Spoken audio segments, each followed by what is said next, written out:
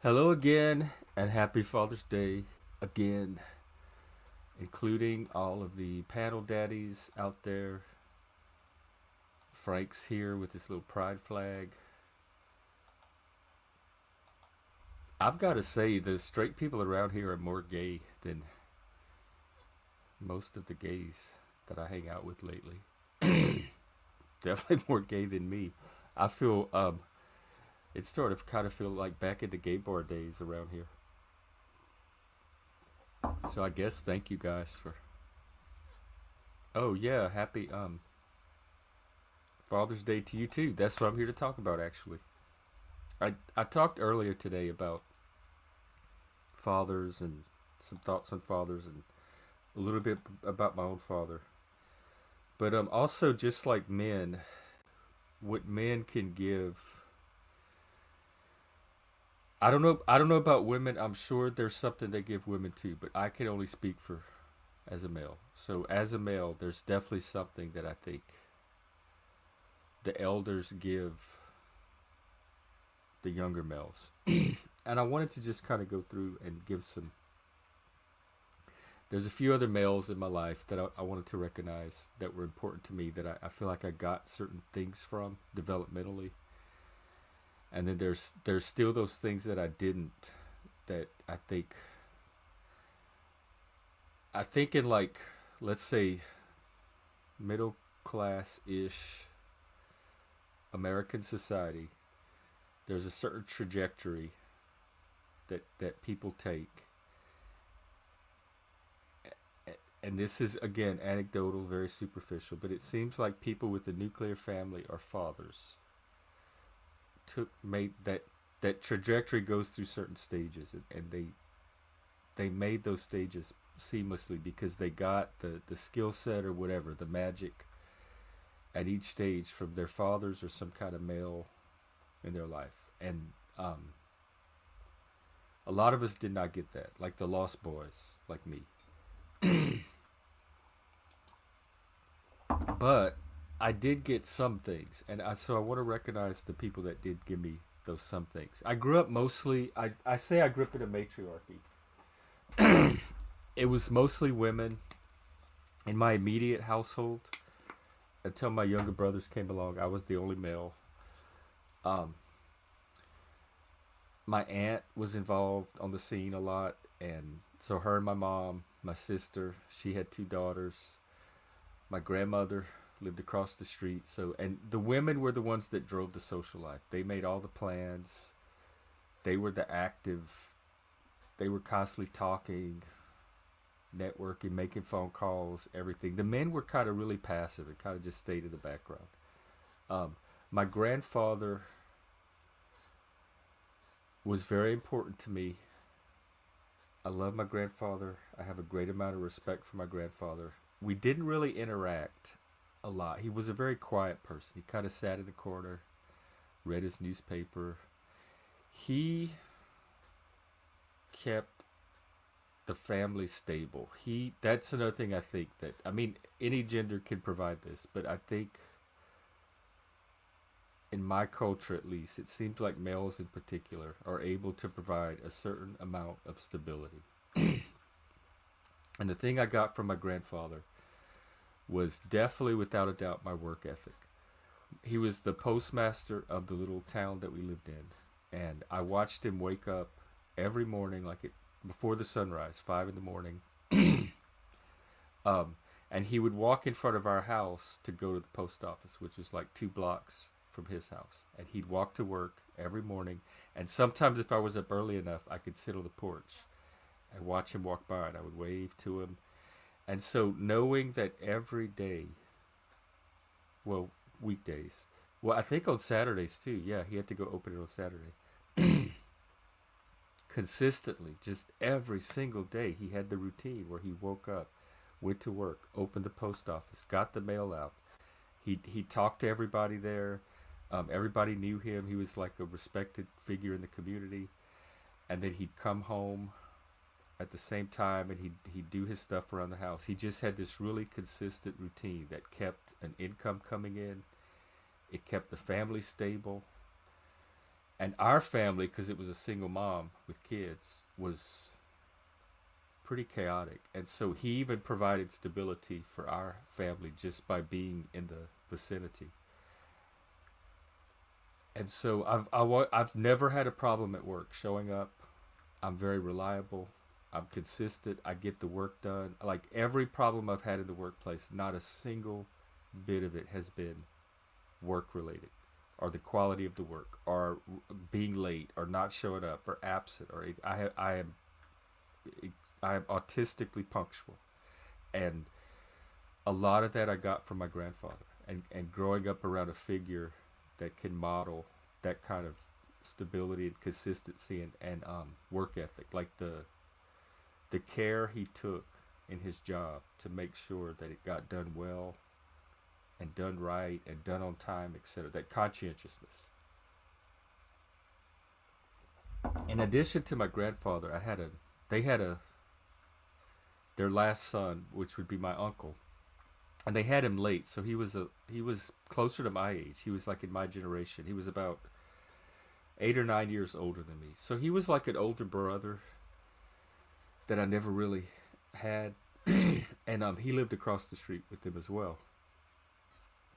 And he was the one that played. When I said I didn't have anyone to teach me sports and throw the ball and all that, I didn't have a father figure to do that, but I did have my uncle. He's the one that taught me how to throw a football. He taught me sports. He taught me marbles. We would play marbles outside. We draw a line in the dirt, and then you line the marbles up, and there were all these variations of it. And chase, tag. He would tell me like scary, spooky stories about like what's out in the yard, the tatai that was under the bed or out in the yard. Like he was that kind of figure for me. So he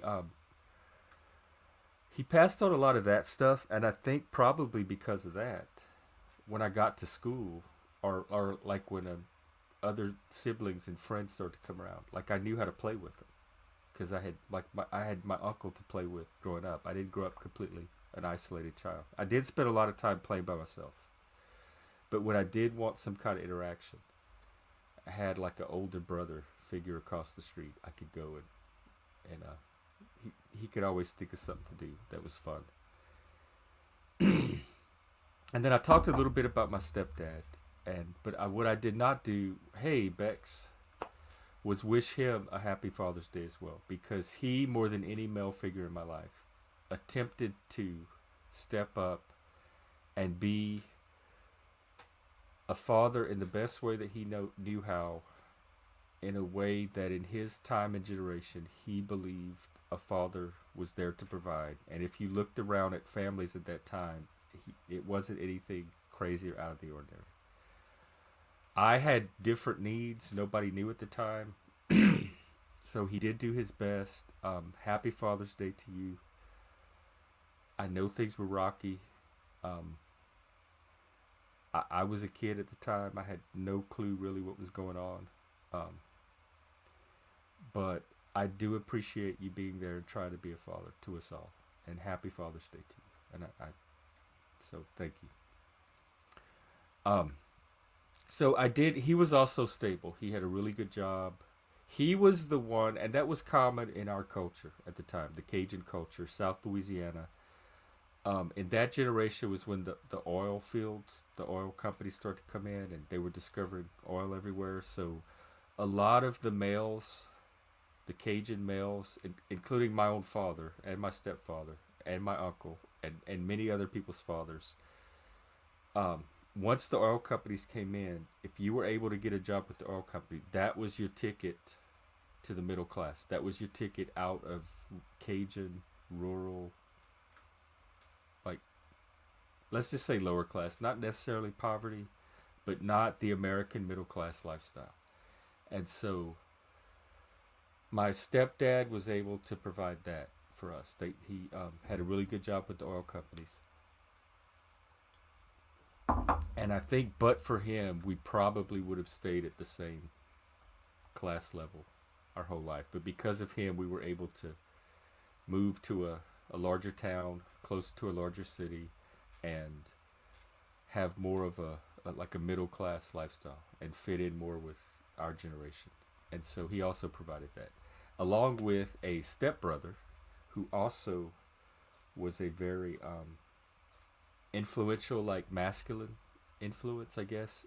He was my age. We were in the same class, same grade, and oh my God, we had a lot of fun together. He was a country boy, and he was the guy I could roughhouse with and ride the bikes and ride the four wheeler and run through the mud and just cut up and have just go wild. And I mean, we all did. I had a stepsister too who was kind of the same way, and we all kind of grew up wild, and I think they were a big reason for that. Like we when we were together, we really inspired each other to kind of explore the limits of what was possible, because there really wasn't a lot of adult supervision. So uh, it was up to us to figure out what we could get into, and oh, we did. And so I think it was good. It wasn't necessarily a father figure, but it was a one of those things that men or guys give other men. And then there were like other figures, like the priest that I was an altar boy under, and I was a very active altar boy. I was there was a little group of us, and they had different shifts because the Catholic Church, even in this small little town of like 300 people, they had a morning mass, they had an afternoon mass almost every day of the week, and they were like a short little mass. They had during the like the big Easter Lent season, they had Way of the Cross, which where you go around the church and you look at all the pictures of Jesus' life and it tells his story, and he has a little like reading at each one. They had the Saturday afternoon mass, the Saturday evening mass, the Sunday morning mass. So there was like a whole calendar of masses, and so you had to sign up to like work different masses. And I loved being an altar boy, so I was very active, and I worked a lot of the masses. And so he kind of took me under his wing as a mentor, and he did extra things with me. He did it with some of the altar boys too, but like kind of one on one. Like he would take me fishing a lot. He had a camp, and he had he lived in the rectory behind the church, and it was this old building, and it was like 2 or 3 stories, and there was these rooms full of books, like, and it was the Catholic books that smelled like musty and antique, and I just loved that book smell. And he would like show me all these books and show me Catholic things, and like try to pass on the Catholic tradition to me. So there were people like that, and the Boy Scout leaders, and certain teachers. There were not a lot of male teachers at my schools at all. Teaching was primarily a female thing, even in my generation. If y'all want to talk about gender balance and equity and gender differences, there's a reason. Like, I, as a male who was in the school system for a few years, no way in hell y'all would get me back in that environment. So, but even in my generation, there wasn't a lot of male teachers, and I think having male figures in the public education system is crucial. I have no idea how you're going to get us in there, but I think if you could, it would be a good thing, or could be. Um, and so, but I remember we had the music teacher who, we had an awesome, in my little village school with just like a few people, we had an awesome music program. And it wasn't like band or anything. We learned music theory. I remember he had a chalkboard, and he had the chalk that would sit in that big thing, and you could draw the music bars, and he would teach us the notes and play piano, and he had all these instruments we would like experiment with, and it was a lot of fun. And you could go to him before school or between classes or after school, just if you needed. I don't know, I'd show up early sometimes at school, and there was nothing going on, and I'd stop by the music room. His name was Mr. Gilbert. He was an older black man, and he'd be there, and he'd always be glad to see me. He'd be like, "Hey, Jeff, good morning." He was like a figure out of like Mr. Rogers or Sesame Street. He was like this really positive, friendly, kindly neighborhood teacher figure, and he ran the music room, and we had a music room to even run, and he was one of the few males that was around that I would gravitate to, and I could like just go drop in and talk to, just about random stuff, and just people like that. Even if you could be somebody like that in your community, like you don't know the difference you make. Look how he's sticking in my mind, like 40 something years later. And then after that, like once the stepdad was out of the picture, the stepbrother, we had moved to another town, so all of those, the grandfather, the uncle, all of that was gone. I was kind of on my own. I had no figures of any gender really. Um, I was a teenager going through all the teenager crisis stuff, listening to The Cure and all the punk stuff. And except for like in the summers when I got to go away to this magical school and we had all the cool gifted uh, kind of at the time some of them probably neurodivergent mentors. I was on my own during the school years in public school, and none of my teachers liked me. I didn't have any. I had some male teachers, but they were assholes, and um, it was not a good time to be a growing teenage male. And the one thing that I had to turn to was my music. My music was my escape, and that was about the time when alternative rock was coming up. MTV had a show called Alternative 120 Minutes, which showed 2 hours of alternative music videos, and it started in March of 1986. That was also the same time that Sonic Youth recorded their first kind of mainstreamist album where they were transitioning from the experimental underground art world. And so all of that, like 1986, was the year that music started to change from kind of that 80s pop to that indie alternative music that eventually led to Nirvana. And the male, they were like older teenage males. They were like college age males, and I was in high school. And figures like Thurston Moore from Sonic Youth, Lee Ronaldo, the Pixies came around that time. Michael Girard from the Swans. There was just so many of them. They were like older male figures that I could relate. They were parasocial. I guess that's the point. They were the my first real use of a parasocial relationship to provide me some of the things I was not getting from my environment, and some of the male things. The music was very masculine and male, and it mirrored that male energy that was going on inside of me, those hormones. Oh yes, oh fatty. You should come up and talk. I'm gonna put the link in just a minute. um Absolutely. Like when you're a lone teenage, lost little teenager like me, and nobody understood you, and you were sexually divergent, mentally divergent, you were a freak. Um, Music was all you had to relate. Like that was my connection with whatever energies I needed. And when that type of rock and roll came around, it put me in touch with the masculine energy. And a lot of them were they were doing rock and roll because they had either determined very early that mainstream society was not for them, or they had tried it and it didn't work for them, just like me. So a lot like the Pixies started as college students. They met in college and decided to do the rock band route instead and dropped out of college. Dinosaur Jr., I don't think ever went to college.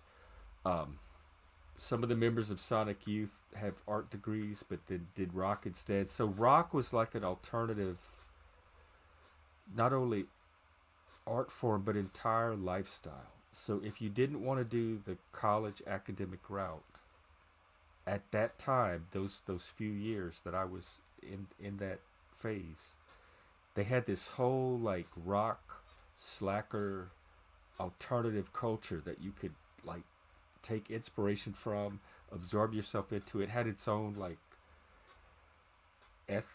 work ethic, the slacker ethos. So I went, so I'm kind of a combination of my grandfather's very middle class, conscientious work ethic and slacker. My creative process is very slacker. My actually day to day work style is very slacker. My reliability and conscientiousness is very, I guess, middle class, which they say is the Protestant work ethic, but we were Catholic and we had it too. And boobies, yes, absolutely. Um, and so those are like from that point on, that's where I had to get my masculine role models and masculinizing influence to the extent that it happened.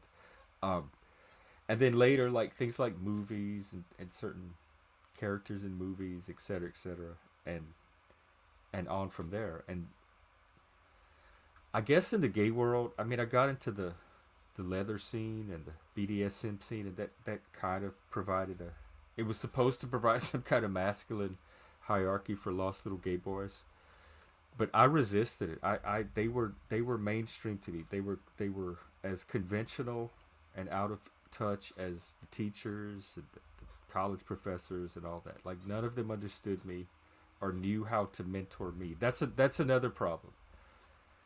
The male systems that were in place were in place for like the middle of the curve. They were not in place for people like me. So even the ones that it's not that they're absent completely, but the ones that were there, and when I tried to use them, they didn't quite do the job. And it wasn't anybody's fault. They just weren't designed for people like me. So that's why I think like in my generation as we grew up, we had to figure things out ourselves, and now we have like this set of wisdom that we can help pass on to the little lost misfits of the next generation. And that's what I'm trying to do. So part of the inspiration of what I'm doing is trying to provide some of the things that I didn't get, that I had to learn to get on my own.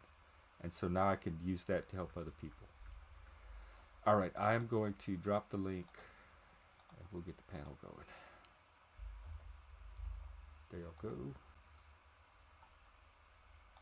Oh, and let me catch up on comments. It looks like there's more than I expected. Okay, open panel, come on up.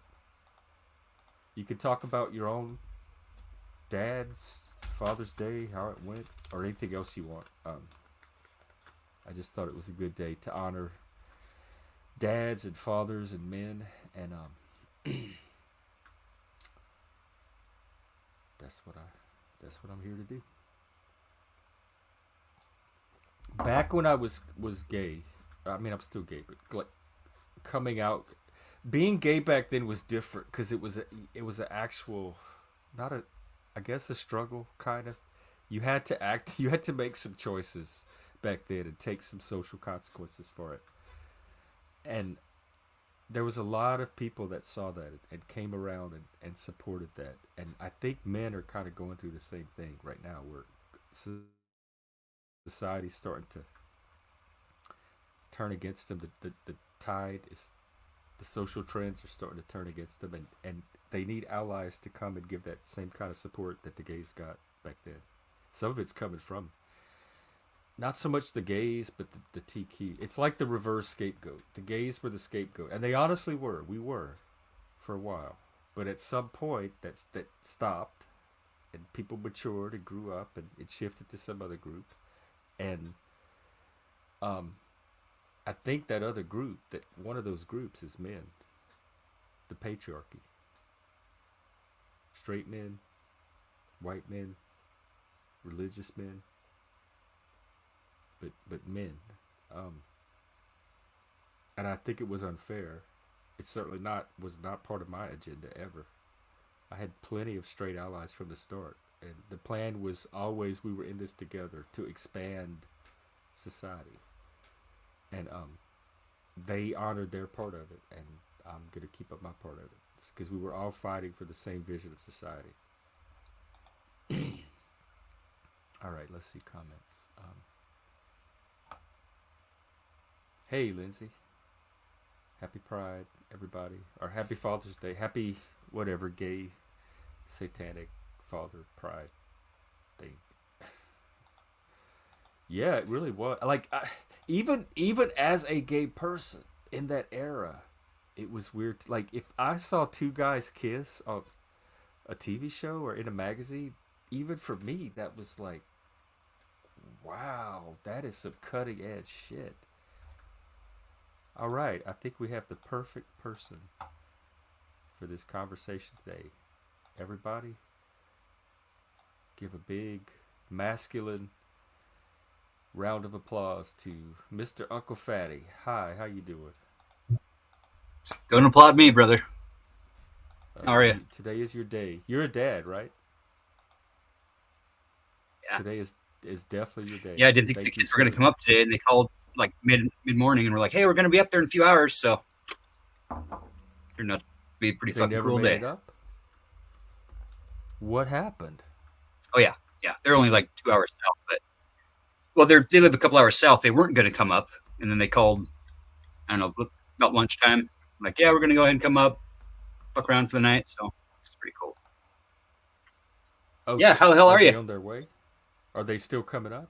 No, I just got home. Yeah, you're West Coast, right? You're Seattle. Yeah, yeah. Are you mountain or west coast? Yeah, no, I just got home. Just fucking around some cop watching on the way home and You're a stupid cop fucking watcher pigs. too. But oh yeah, That's weird to have a cop watcher yeah, my from the local left. cops don't like. Oh, but it's because you don't trust them because you think they're right wing. Were you part of BLM? You well, in Yeah. in essence, they're just tyrants. Not necessarily right or left. Nazis, And you're like talking about straight up tattooed wearing. the official police force, Yeah, the people you depend yeah, it's on pretty to lame. enforce local laws. Wow. Yeah, yeah, they're either Odin or straight Nazis. Pretty fucking lame. But you remember the first night that MTV played the premiere of Nirvana's "Smells Like Teen Spirit" on Headbangers Ball? Well, I didn't watch Headbangers Ball because I associated it with Trailer Park at the time, but I do remember it on all the other. Like they played it Sure. not like every day nonstop Like around. 120 minutes. Yeah. As soon Yeah, as it like dropped hard. 1991. And I remember that night we were all frying on acid, and that shit came on as like Motley Crue, Dawkins, Van Halen, even like Primus was kind of one of the first ones with "My Name Oh Is yeah, I Mud," remember right? Primus. Um, there was yeah some Sonic Youth, but there wasn't any real like alternative videos, right? The video like Depeche Mode, The Cure, They were lame. The European kind early of alternative ones were lame. They were like yeah, handheld VCR level. right, which was cool, but like I mean, fucking It was music, cool to man. If us it wasn't back for then. music, I I mean, wouldn't be alive. yeah, no, me too. Honest, Straight up, honest to God, I wouldn't be a yeah. Satanist either. What how was it with you? Were you alone or did you have siblings or No, friends? no, I had my brother, but my older cousins, girls primarily, were big hair, hairspray, '80s chicks, right? '80s girls, Yeah. black leather, black denim, acid wash jeans. The higher the bangs, the closer to God. So they were always our babysitters, and so it was like MTV all day long. If we were home, MTV was on the TV, and for the most So part, y'all we were had out fucking cable. around. Oh yeah, yeah. So that was the deal. Like only a few of us had cable in the neighborhood, and Um, so all the friends would come over to our house by mid morning. We'd be out fucking around on our bikes and doing whatever we do. She went and got a 50-foot long coax cable where she could take the TV out of the living room and put it in the backyard, and she'd have her friends over, right? So they're like 4 or 5 years older than us, and like you know what I mean, fucking banging out there sunbathing all day long, flitting around in their fucking little two-piece outfits and shit. watching videos. So needless to say, we were a bunch of horny fucking young kids, right? And they were pretty much like my one cousin was basically a lesbian. She didn't really know what she was, but like chicks making out and whatever in the sunlight and all that shit. So Wow, this is Christmas time comes teenagers. around. and where we would usually get like a tape, a tape cassette in the big sleeve, the big fucking anti-theft sleeve, right? Yep. For a stocking stuffer. We usually get like Janet Jackson or fucking something stupid like Michael Jackson or something like whatever the He was fuck, good. Thriller was Well, awesome. this year I got the Ultimate Sin, Ozzy Osbourne's Ultimate Sin, as a gift for Christmas. And that fucking tape, I swear, that tape, like Randy Rhoads, bro. That tape. What year was that?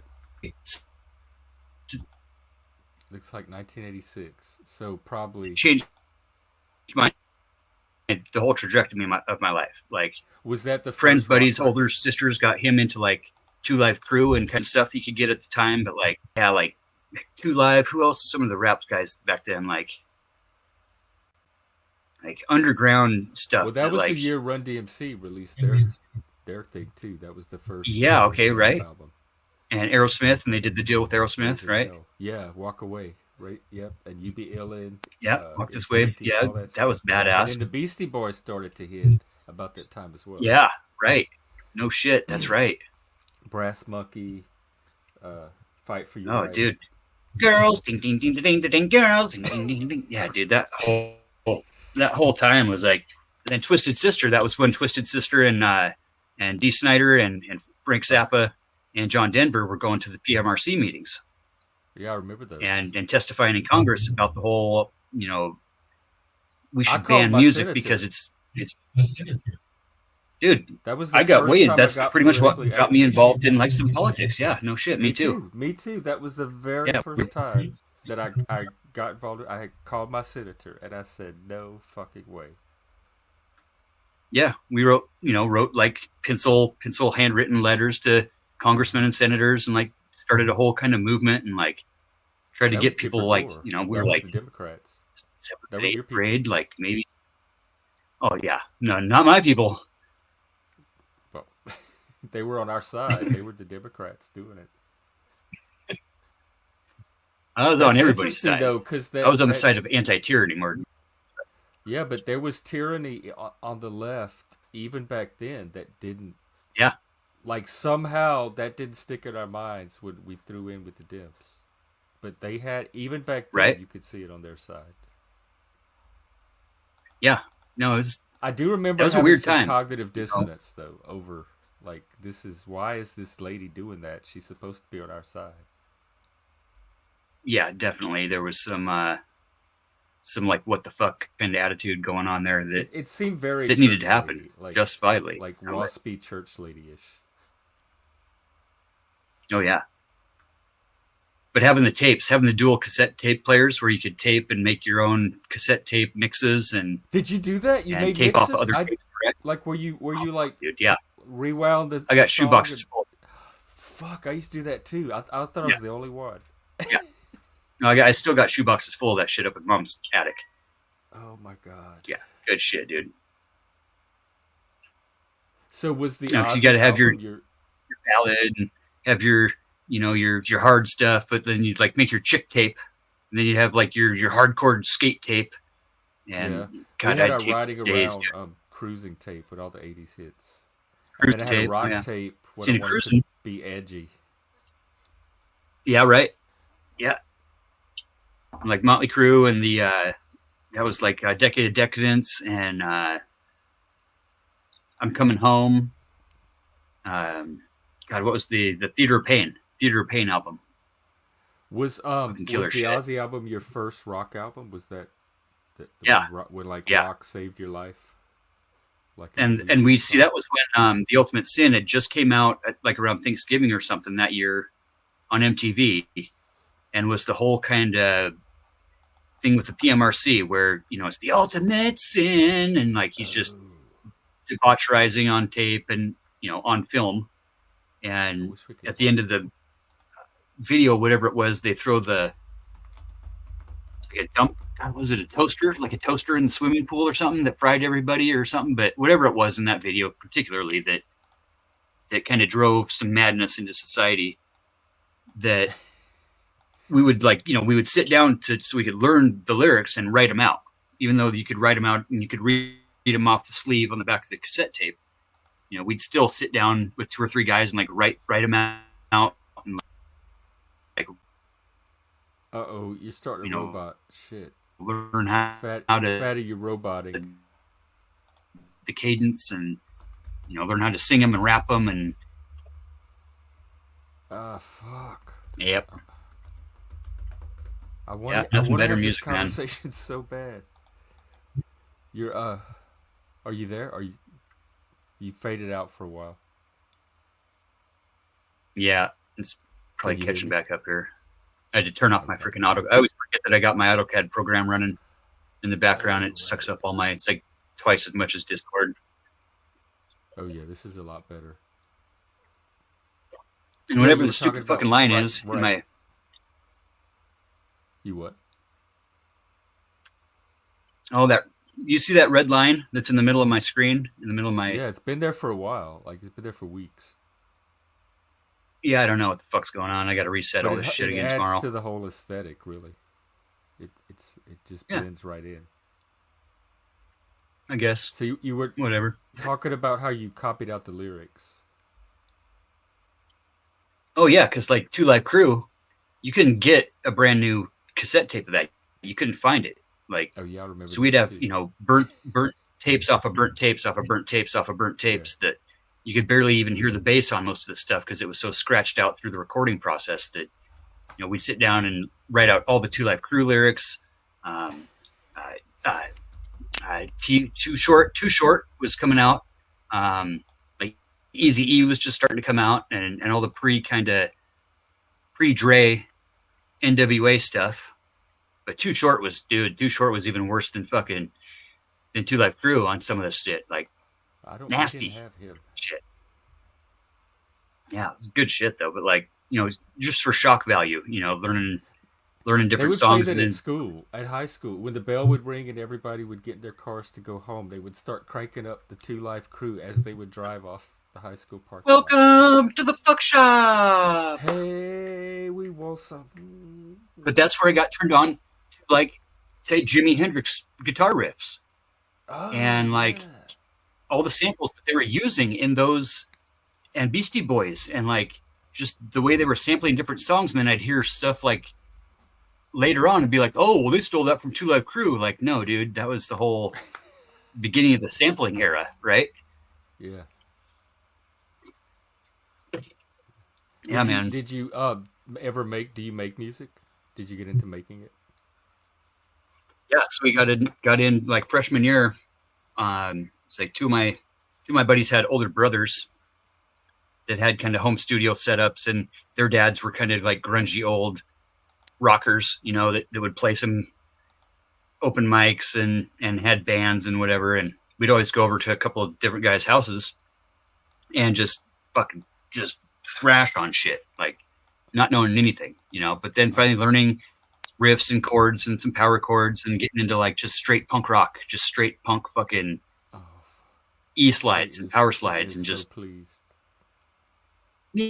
yeah, somewhat, but more so really on the punk rock scene and just the kind of ska kind of.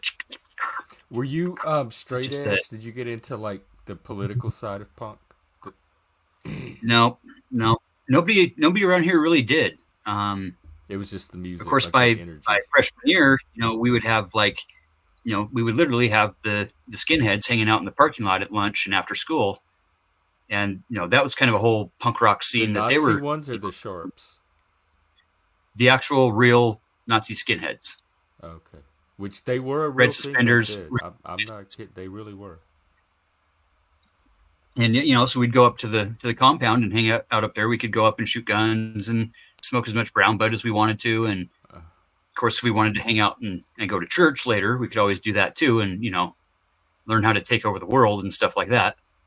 But for the most part, the 8 or dozen of us that would go up there, it was just all about the punk rock and the music and just hanging out and just thrashing, riding skateboards. And they had like an indoor little mini half pipe and. Oh. That's how I remember it. Uh-oh. Did we lose you again? Shit like that. not about causing trouble, not about anything else. Because again, it's Christ Christian. That's the whole Y'all were kind, all and Christian. it was These were Christian punks. kind of led off to be that way. Well, according to the skinheads, and the Aryan nations in general, they are Oh, right. Christians, Okay. and they fight for the cause of Christianity, and they fight for the cause of Jesus Christ Christian, and it's just I'll be doing some deep dive shit on that later, but in essence, it's just a bunch of justifications. It's just a bunch of I bullshit saw. using the I read an article on Pride, and they were saying how there were some smaller towns in Idaho. They're gonna try to have Pride for the first time, and they're already getting like harassment. In like the larger cities yeah. are okay, but the like Idaho's trying to make so. I guess in certain regions Or it is still kind of going on a bit. I keep saying that it's not too yeah, worried there's about. a lot of discrimination up here. There's a lot of backwoods discriminates That's so hard and to Coeur imagine in this d'Alene. day and age. Do they have TV I know, there? man. It's fucked up.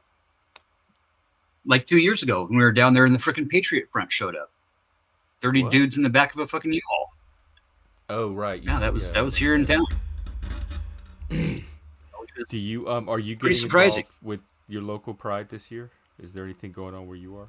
Yeah, I went down last Saturday, the Saturday before last, on the first weekend. We had our kind of small local, and then next Saturday we have our big regional local here in town. Okay. That's one of the bigger ones in the Pacific Northwest. With like Spokane, they've got the river, and they've got some parks on the river, but nothing like what Coeur d'Alene has in downtown, where we've got like a 3 acre Oh, grassy park right on the edge of the lake, and there's nothing better than music and just free loving people. And it's kind of sex, weird that we get drugs, and disco. debauchery, bro. Like straight up, there'll be guys down there, walking around in their Oh yeah. Oh, I know. fucking jock I lived in San straps, Francisco and New and Orleans and Vegas. I know. like just yep. Well, And I don't care. I don't care who the fuck anybody is, and I just want everybody to be able to at least be who they want to be, and yeah. that's the whole point of America, You're right? kind of Is still fighting the to old just fight that a lot of us thought. individual Well, I liberty. want to thank you. I want to thank you for that first of all, for going out Yeah, supporting no, all and that. don't.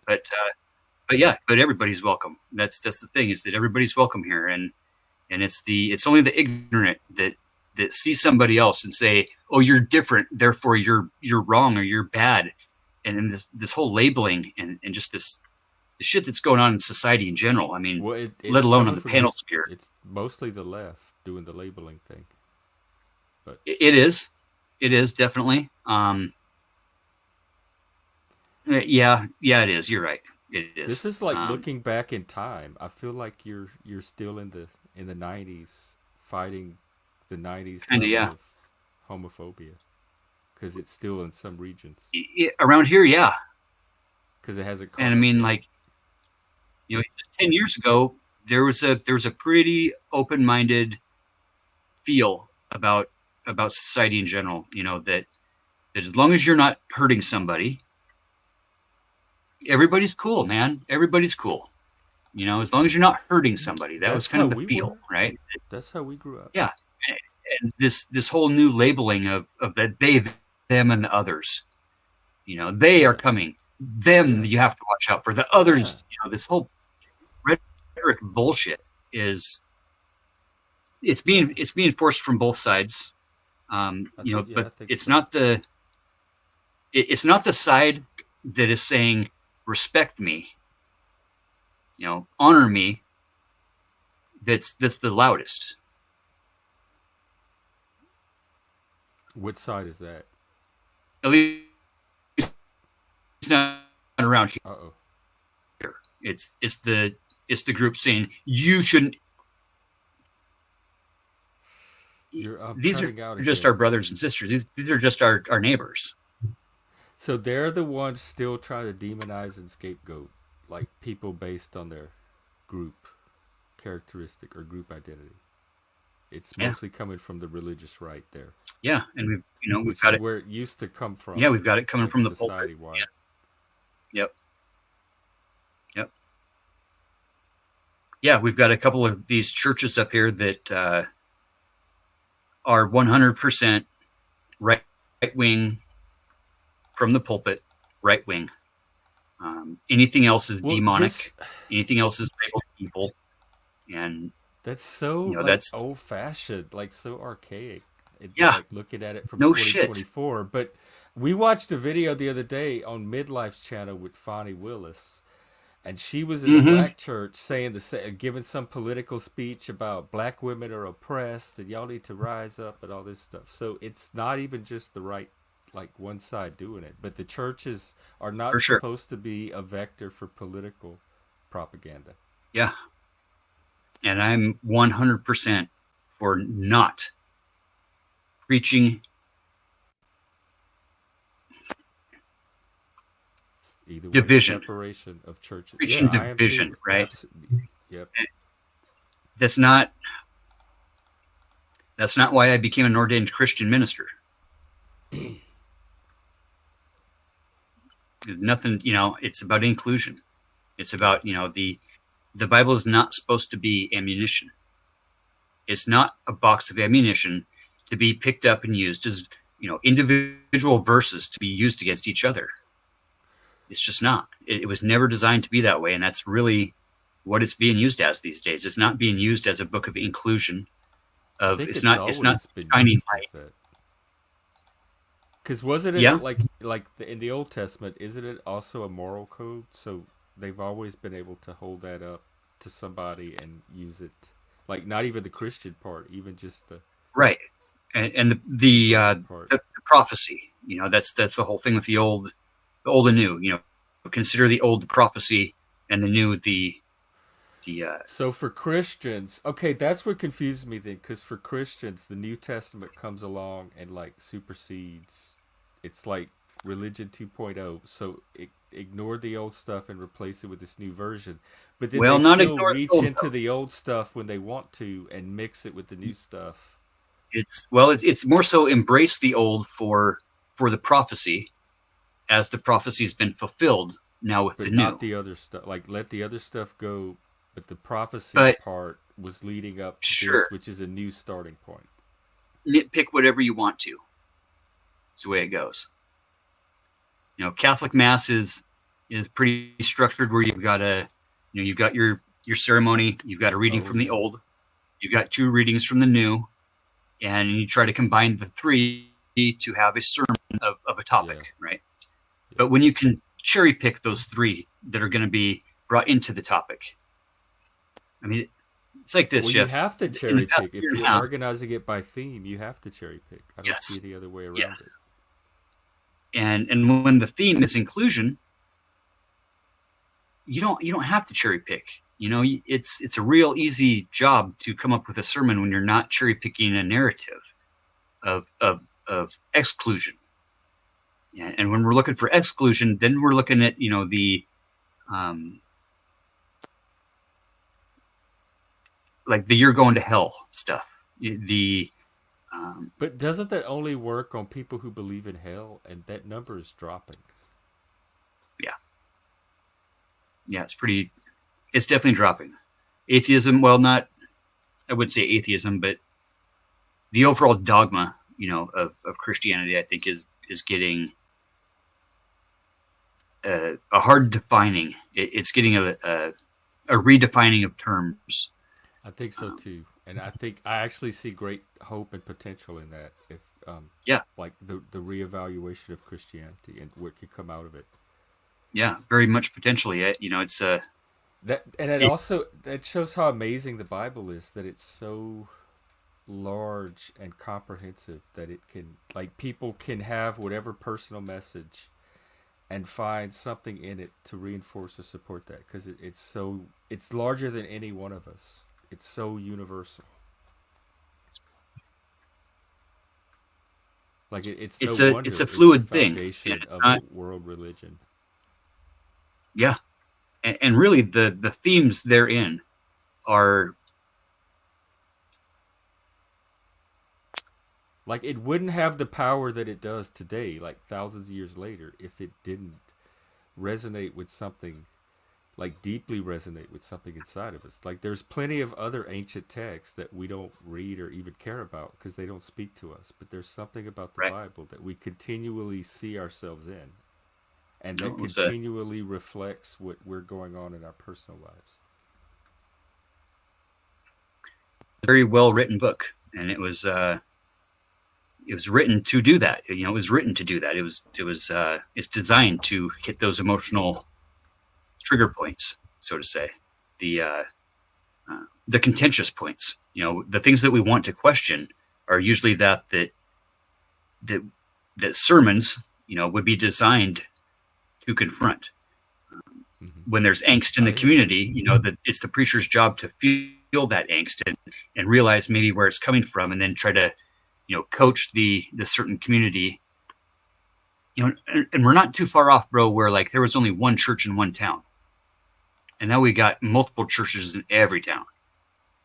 You You think know, that's a a couple good hundred thing years because ago, it's diversity, like it's less centralized, well, it's yeah, less centralized, but more more opportunities to get to spread the virus. kind of more splintered though too. Like the more, you know, one or two churches in a town usually seems to be pretty decent. When you get into the 7 to 8 range, Oh then my it's God, really we just have like it's more of a 30, splinter. just in my neighborhood, there's like 30 churches. There's like two or Yeah, three on every block. I'm not kidding. and you don't have this community awareness of what this church is doing, and there's no church involvement between the different sects of the different churches.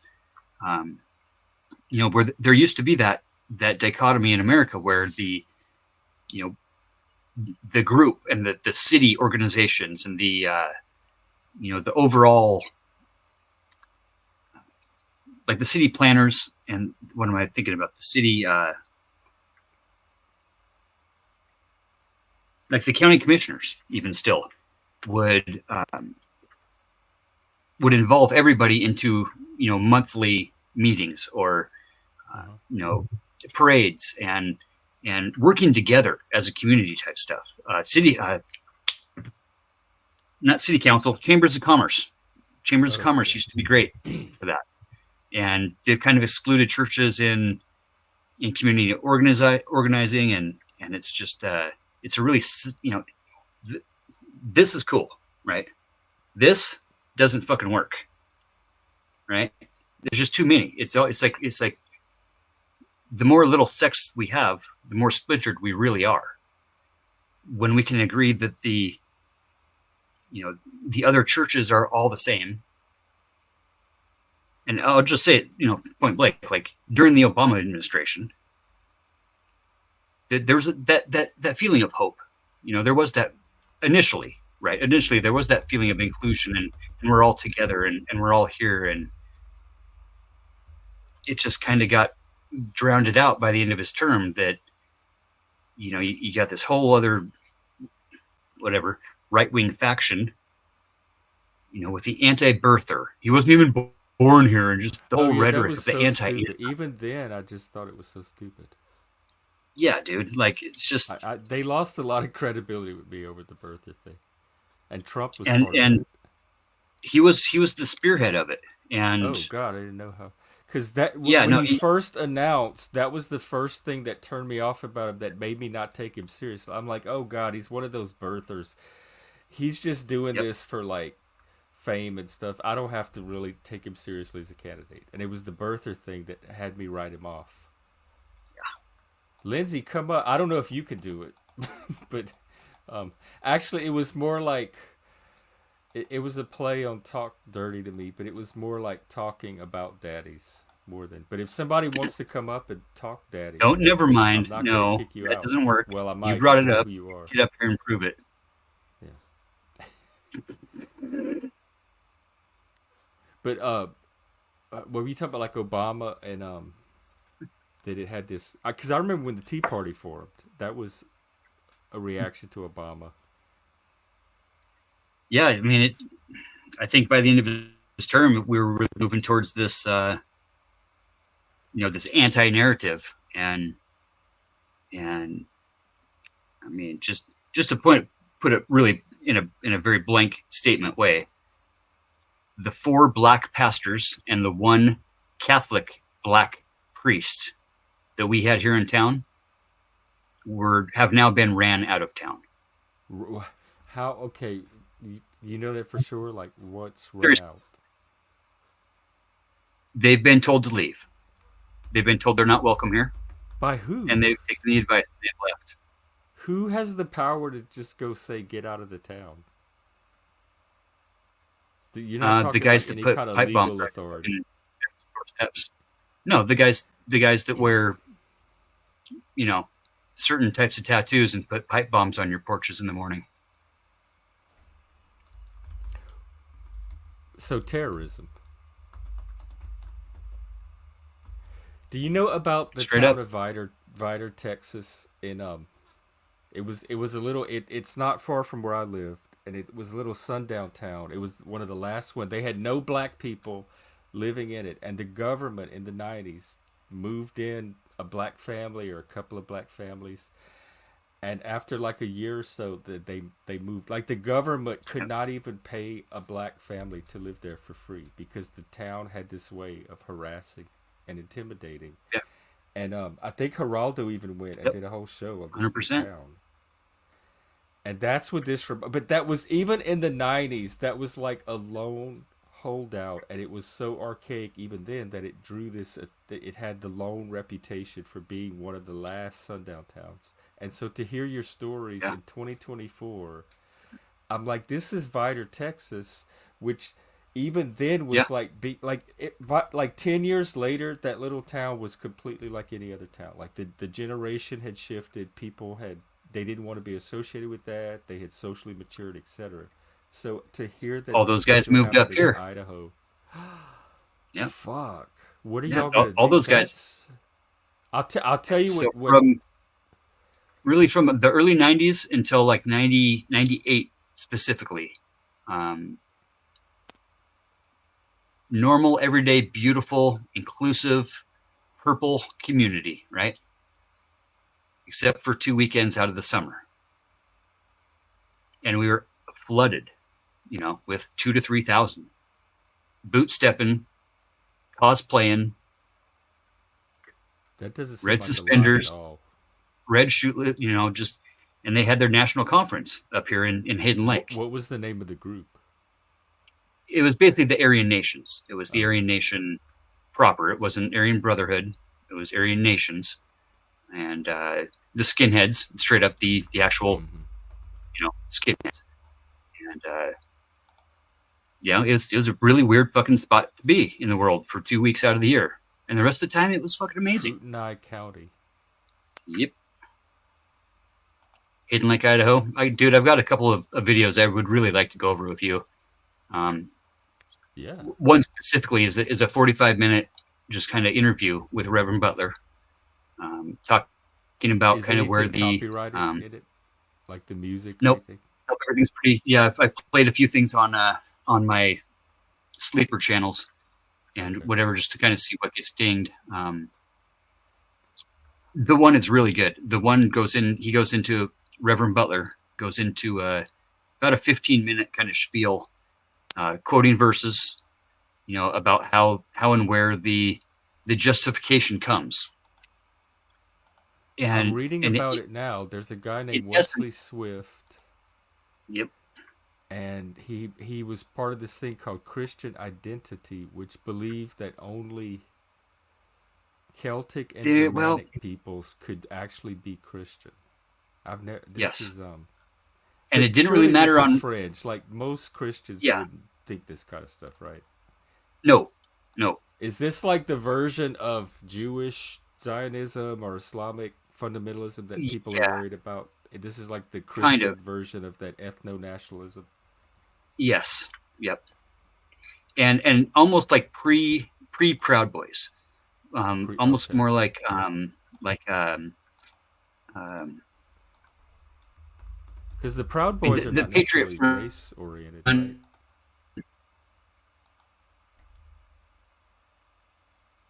I don't think. No, see, and they don't claim that. Um, Gavin McInnes was the Proud Boys.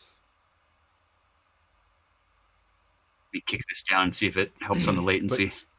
No, the Proud Boys have never do really they claimed still have the a is superiority. that you? That's AI.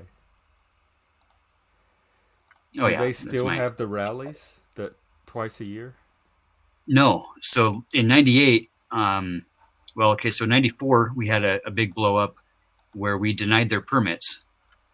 They came in, they filed their permits late for their yearly march down Sherman Avenue and day in the park, and we denied their permits because they didn't have any of their porta potties or They didn't follow the security. rules. Right, so it was instantly denied, and then they sued the city and the county for discrimination. Hopefully they lost. They did, but it still brought up the nationwide debate, and that's where we kind of gained this nationwide notoriety again. And what are the guys with the red hats? The Promise Keepers. Okay, the Promise Oh, Keepers kind I've of came out of vaguely this heard shit. of them. The guys in New York here a couple of months ago that that beat up the Mexican guy coming out of the store and said What? he had stolen something, right? Beat him up on live camera on Fox News, bro. Like man on the street type of shit, right? They have these things called parachurches, and it's one of those. It's Christian Kind of, yeah, faith-based yeah, organizations that work outside and across denominations yep, to engage and in. Well, they sound benign, but I guess they could be repurposed to some yeah, sinister until they things. start harassing priests and harassing city congress people, and the councilman at the time, city councilman owned a restaurant. Well, So then they that's started fucking harassing with the too. restaurant. They started putting pipe bombs in the back of the restaurant and blowing up his dumpsters and That's shit. Like terrorism. That's not that's even that's protest anymore. that's fucking terrorism. Yes. And so '94, this shit started popping off. '98, we had another kind of incident with the pipe bombs and some of this shit. Um, good friend of mine, gal who my friends had dated her, kind of whatever, not a promiscuous gal, but just a cool chick. Uh, Her family was Native American, slightly brown skinned. Aunt Auntie is definitely darker skinned, dark hair, black hair. Looks somewhat, I would almost say Mexican, but more so Native American. There's, we're talking like 5 minutes north of town. You're in rural country area, farm fields and rolling hills, right? And that's where the church was. That's where the compound was. And she drove by there one afternoon after coming home from a wedding on a Sunday afternoon in a Volkswagen, and it backfired going off the turnout. She took a right hand turn, hit second gear, popped a little backfire going into second gear, right in front of the compound entryway. And this is the time when this was the nationwide event was going on. So there was 800 to 1,200 guys staying at the compound, as well as the surrounding areas. And the guards at the front gate thought that they were being shot at and chased her down, blew out her tires, shot at her, high speed chase out through the boonies, ran her off the road. She told her son to hide under the console and hide down in the floorboards as they proceeded to beat the shit out of her, drug her out of the car, threatened to kill her. And he got up and basically denounced his heritage, tried to bro up with these guys and tell them, hey, look, we're on your side, man. We're on your side. Like, don't fucking kill us. And that's when the ACLU, the Southern Poverty Law Center, and those guys came into town and basically helped the Keenan family take these guys down and bankrupted them. Made it to where they basically didn't have a place to live because they had to sell the land to pay their legal fees and their bonds and all the other shit, their restitution. The family got like a little over $2 million. $1.5 million went to that, to legal fees and everything else. So it's not like they made off, rich by taking these guys down. By then, I'd seen what they were doing through the 90s, graduated in 95, had 3 kids by the time fucking Oh, you you're know, cutting out again. No, I think we might. by Y2K. Like, I had 3 kids. I was living in a single wide with 3 kids, my wife, and the other 2 female cousins that we'd basically like adopted. And heard this shit had gone down, got politically fired back up again, and got involved in the case. I had written a thing. So my senior paper in high school was titled "1,000 Nazis Marched Through My Streets," and kind of themed it off of like a Anne Frank type of thing, right? Oh, Um, as like a third person view, right, of having these guys marching through our streets, you know, but only once a year, and only for a couple weekends out of the year, you know. But it was still like this thing where uh-huh. every year you could expect that, you know, here we're coming right out of the end of summer, we're coming into summertime, and it's the end of school year, and it's just time to go have fun downtown. But you can't go downtown for 2 or 3 weeks because it's just flooded with fucking They were there for people. weeks. Yeah. So Oh they would no. do a week. They would do the youth festival, the Oh, youth, like a, the let's say like a summer National camp. Youth Conference. Yeah, the National Oh, White okay. Pride Youth Conference would be here from, you know, early August. Like Jesus No, wait, camp, hang on, but July, for June, racists. July. Yeah, maybe, probably. I don't know. I have a question. Did So the June, girl? July, August. So the third, we would have about 3 weekends of summertime, and then 4th of July. There's always a huge, you know, deal here because we got the lake, we got the park, we got the biggest display of fireworks, you know, in the region. And then the following weekend, it was the following 2 weekends were Nazi weekends. That was straight up like, don't go downtown. It was just like, it was That's just not weird. Like, Amer. don't go That sounds downtown. un-American.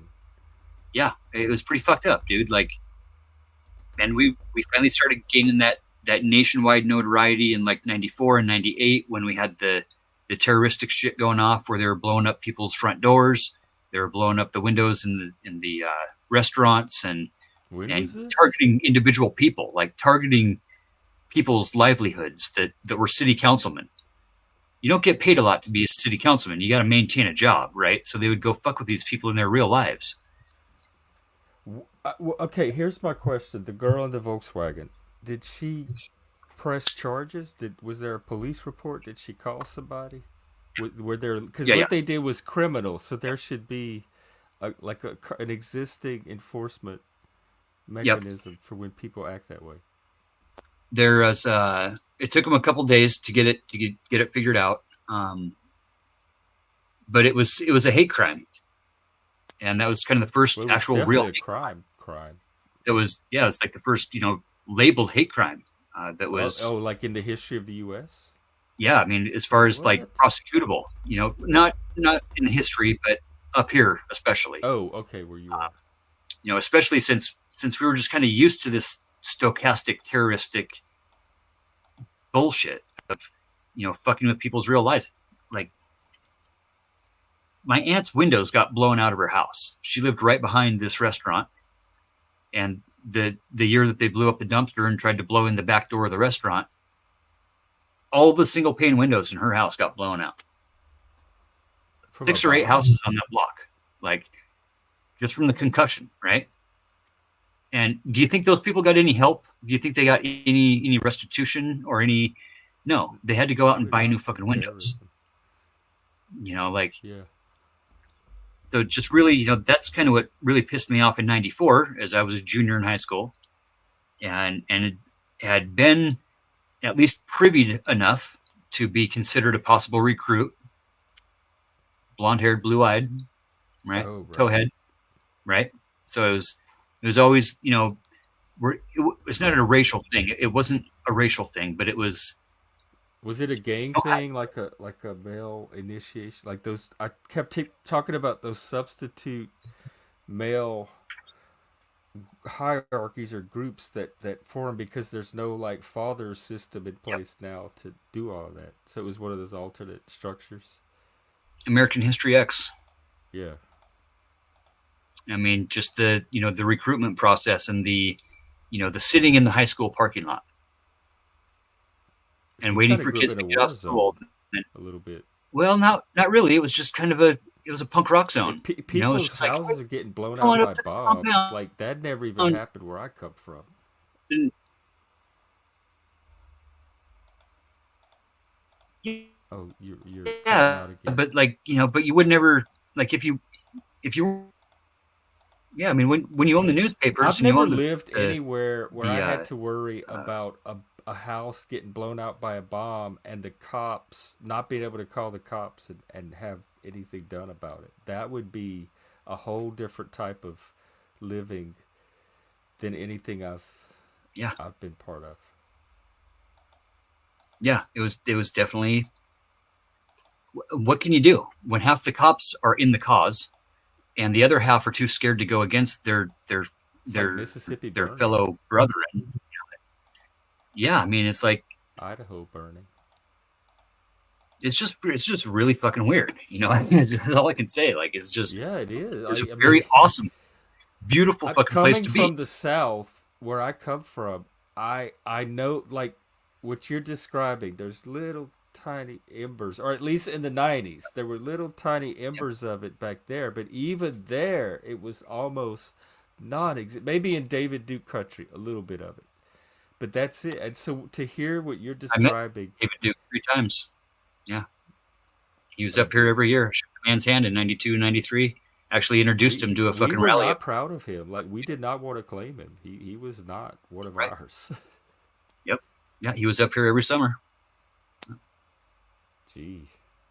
In sophomore year, I'd gotten a little more involved, just as far as like uh, not really undercover, you know, officially, but from my own You were a standpoint, mole. just I wanted to know more about what was going on, and was always being invited to the after hours meetings and the elders meetings, right? Elders club and whatever as a recruit, and just kind of always played it off.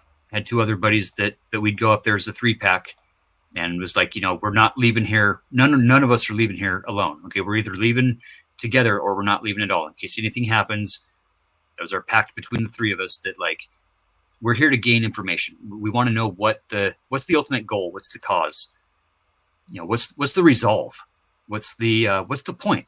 You know, the point was fucking world domination. I think you're kidding. Not these. I mean, for real, Sorry. that was their Did point, you was take to them take over the world. seriously? No, no, Okay. no. But things like how to use propaganda and how to use psyop. That's what P.F. Jung's trying to do on his Enlightened Centrism channel. Exactly. Sound much different. I mean, And this is yes, the age of propaganda and psyop, if there ever was one.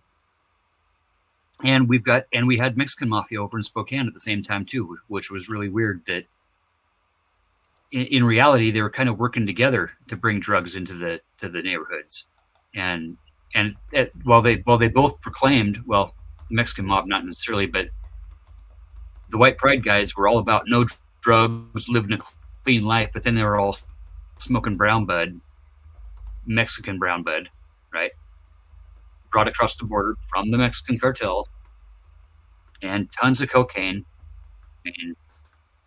and speed, old trucker speed and old What crosstop an speed, and exciting life. This is like a Quentin Tarantino shit that was movie. like, let's see, we were more into like acid and stuff and like Yeah. mushrooms. So like Yeah, we, exactly. we never got into the speed thing. They were into like Brainy the stuff. thrash metal and the speed metal and the The hardcore, trailer park stuff. hardcore moshing and DRI style fucking, Nazi Yeah. fucking I shit. would have I would have fitted either one, either crowd. But um Yeah. And so we did. We tried to fit in with all, just to kind of see what and who were pulling the real strings. And by the time junior year, I was going to some of the later night stuff alone, and Jim and Scott had kind of not basically bowed out. Had girlfriends that weren't into it and oh, so your little whatever. trio, you continued it solo after on your own after that? basically did a good, I don't know, maybe a dozen or so of the elders meetings, and learned, just more so about the tactics Were you and scared at any time? yeah, not necessarily because I was already too high to be scared, probably. Oh, Um, but was in with a couple of these guys who were my friends' cousins. So I kind of had it in that way where I was like, I was the young guy that they were going to try to bring up, as a leader, right? I was they weren't wrong. You have good freshman, leadership qualities. sophomore, junior class president, ASB class president, leadership background type of thing where Hmm. the credential, and the being able to talk to people, being able to talk in front of large crowds, give speeches and rally people around causes and, whatever it may be, from debate club and DECA club and fucking Eagle Scout, whatever else, right? Because it's all about who you know. And that's the thing with their whole movement at the time was it's not what you know, it's who you know, and it's where you embed Network yourself. is your network. And it's not about yes, and getting elected to city councils, getting elected into official places of That's official, politics. right? That's normal politics. Yeah, a lot of the guys are yeah, I was a towhead, like very blonde, but at the time, like my shit was bright purple or green or blue. So Oh, you did the manic yeah, panic thing too. Oh my oh, god. manic panic was my shit, dude. Yeah, for sure. Yeah. Pretty much stuck with dark purple, like I, this one, like that was my color right there. That was my color they had right there. some. I think it was called violet or ultraviolet. That was my go-to Yeah, color. ultraviolet. One of the Mix that with the electric purples. panic pink and yep. Yeah, down to my shoulder. Fucking yeah, I was fucking good looking kid. Fuck, we would have totally been hanging out. Except I don't know about the, the clan meetings, but outside of that, yeah. And it wasn't. See, it was weird because it wasn't ever like, at the time, looking back, it wasn't presented that way. It was just like it was just normal people just hanging out doing normal things type of Did you thing. But ever, at some point, did you realize these are racist? Like they have a oh, I did racist the whole time. agenda? The whole time. Oh, I never bought in. I never, but if you I was could raised overlook the racism, they were cool to hang out with. not well, kind of yeah, because they had cheap brown bud and sources on pounds of brown bud, where you could maybe get an ounce from somebody. These guys had the pounds, and if you're gonna move weight, you got to know who the dealers are and where it comes from. So like, come to find out, they were getting all this shit from the Mexicans, who were their enemies, but at the same time, like Giving them their drugs. What the are whole they going thing to just do without the brown never made people? They're sense not going to be able until to get later high. on when I figured out what was up, and then like, and we were dealing acid. Like I was fucking selling so much fucking acid and mushrooms, like Y'all sheets and sold the sheets. mushrooms? We just go pick them. We picked ours out of the clan field. Now that I think about it, because we had an area Well, yeah, we'd go picking, but north of like town just there's like that. guys in But if you go Eugene. far enough, it got real trailer parky and white supremacist, Oh yeah, and that's where all the good mushrooms were. yep. Yeah, the good ones were coming out of Eugene. We would drive down to Eugene and get a 55-gallon garbage bag Y'all don't for have cows up there? $100. Yeah, but Liberty Caps are only like when we want to make money, right? Like seriously make money. Like He that is was a the way to go. dad. He has kids. She's being I've, nosy. I've straight. I've been straight Okay, always. he's straight. Which But have entertained certain situations and scenarios, and you mean sexually? yeah. Oh, did the conversation just shift? Was Well, of that course, Lindsay? leave it to Lindsay to ask the hard questions. No. I'll It's answer. like I'm I'll be bored of all honest. this I'll always be political honest. stuff. Yeah, it comes down to it.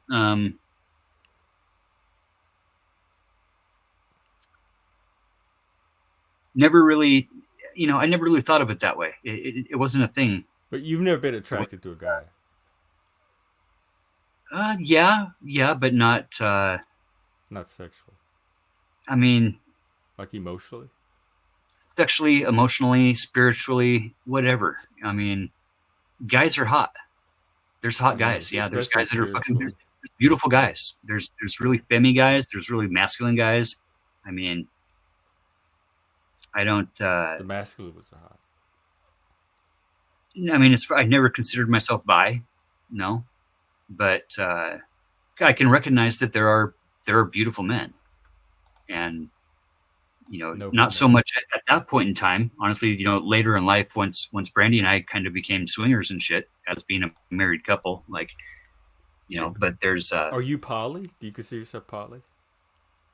no, no, never really Do you could, did. okay, I here's mean, the I like question. Do you chicks. Dude. consider yourself I like queer? chicks. Are you a straight queer? No, not. I You're mean, just plain by vanilla terminology, head. How are you even? How are you even on the left? How do they even let you stay on the left if you're just plain heteronormative vanilla? There's nothing unique about your sexuality. You're not oppressed. You're everything they're fighting against. yeah, White, vanilla, what else? Straight. just open minded, straight. I mean, But I okay, would call okay, my here, okay, Fatty, okay. You need to help me with this. I'm having so much cognitive dissonance right now because I am autistic, gay. I'm Cajun, which is an ethnicity oppressed historically. I am a Satanist, which is a minority religion. I'm all of that shit, and they still treat me like a white male patriarch, yeah. whatever. And you, who are actually a straight white guy with no extra categories at all, get treated better than me, who's gay and have all these extra category points. What's going on here? Um, you know, I'm glad that you I are, think a but lot of it has to you're come. I think a lot of it has to come with self identification and self proclamation and self I think it's what we personality. put I think ourselves out to be. you have the softer touch, and you're And not as threatening to them. honestly, if I wouldn't have had kids when I did, if I wouldn't have had a kid in senior year, following 2 abortions in junior year, Oh, was that? Did you like? Did y'all collaborate on that? It was a mutual decision, or did you just? yeah, Okay. was there in the office holding her hand as it happened Oh as we went wow. through the Okay. procedure. You know, just I'll tell you one thing. Just by thinking about Sarah right now, just by saying her name, guaranteed she'll call me within 4 hours. Oh, y'all still talk? She watches the streams. Nope.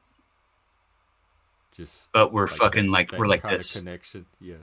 We're like this, dude. She'll like just randomly just thinking about each other, like shit like that. Chained Wow. Hmm. pixies, fucking chained, right? Yep. Yeah. I know the song. But it's like by the time that happened, and then my ex-wife, who basically stalked me, straight up stalked me and trapped me, got pregnant on purpose. Now this is different from the abortion girl. So like if I would have continued kind of down the path that I was on in senior year, more than likely I would have ended up a gay gutter punk in Portland. Except you're not gay. No, but Gay by the you never know. behavior.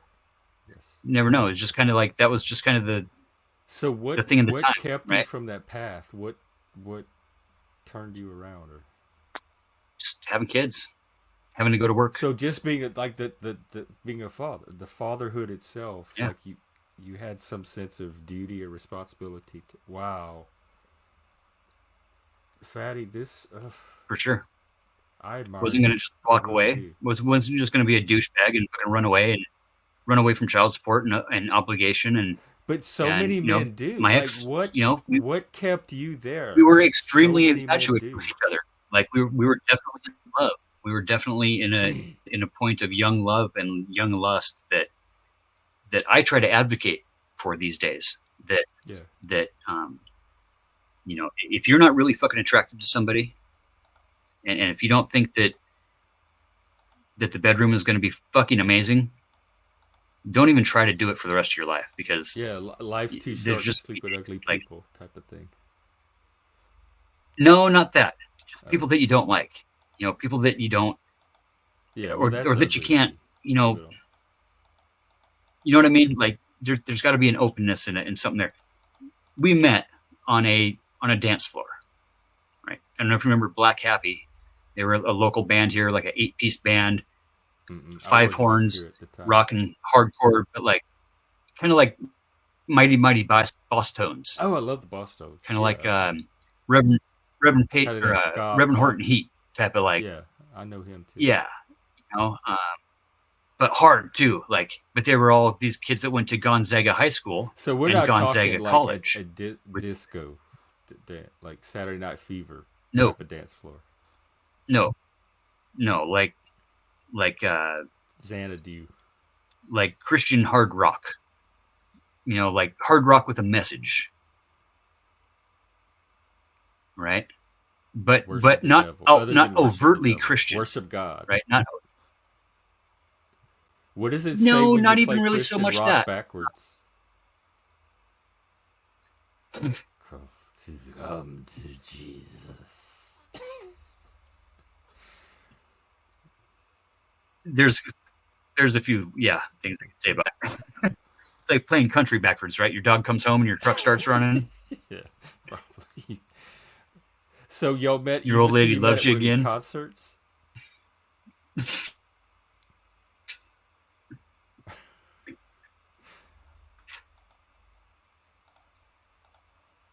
Well, that's pretty awesome. No, dude, I was like last weekend of junior year. They had this concert in the park. It's just I was fucking like probably on a 10 strip at least that night. We were Oh eating my 10 strips for God, breakfast, like you really pushed frying it. on really good, clean acid, right? Straight out of Eugene. Crystal acid, bro. Crystal LSD. Was it Okay, liquid? talking like, a crystal this big as a lighter, right? Okay, be like 100,000 hits, doses, 100,000 doses, right?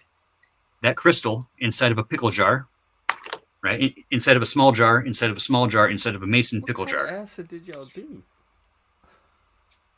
By the time you even open those jars, bro,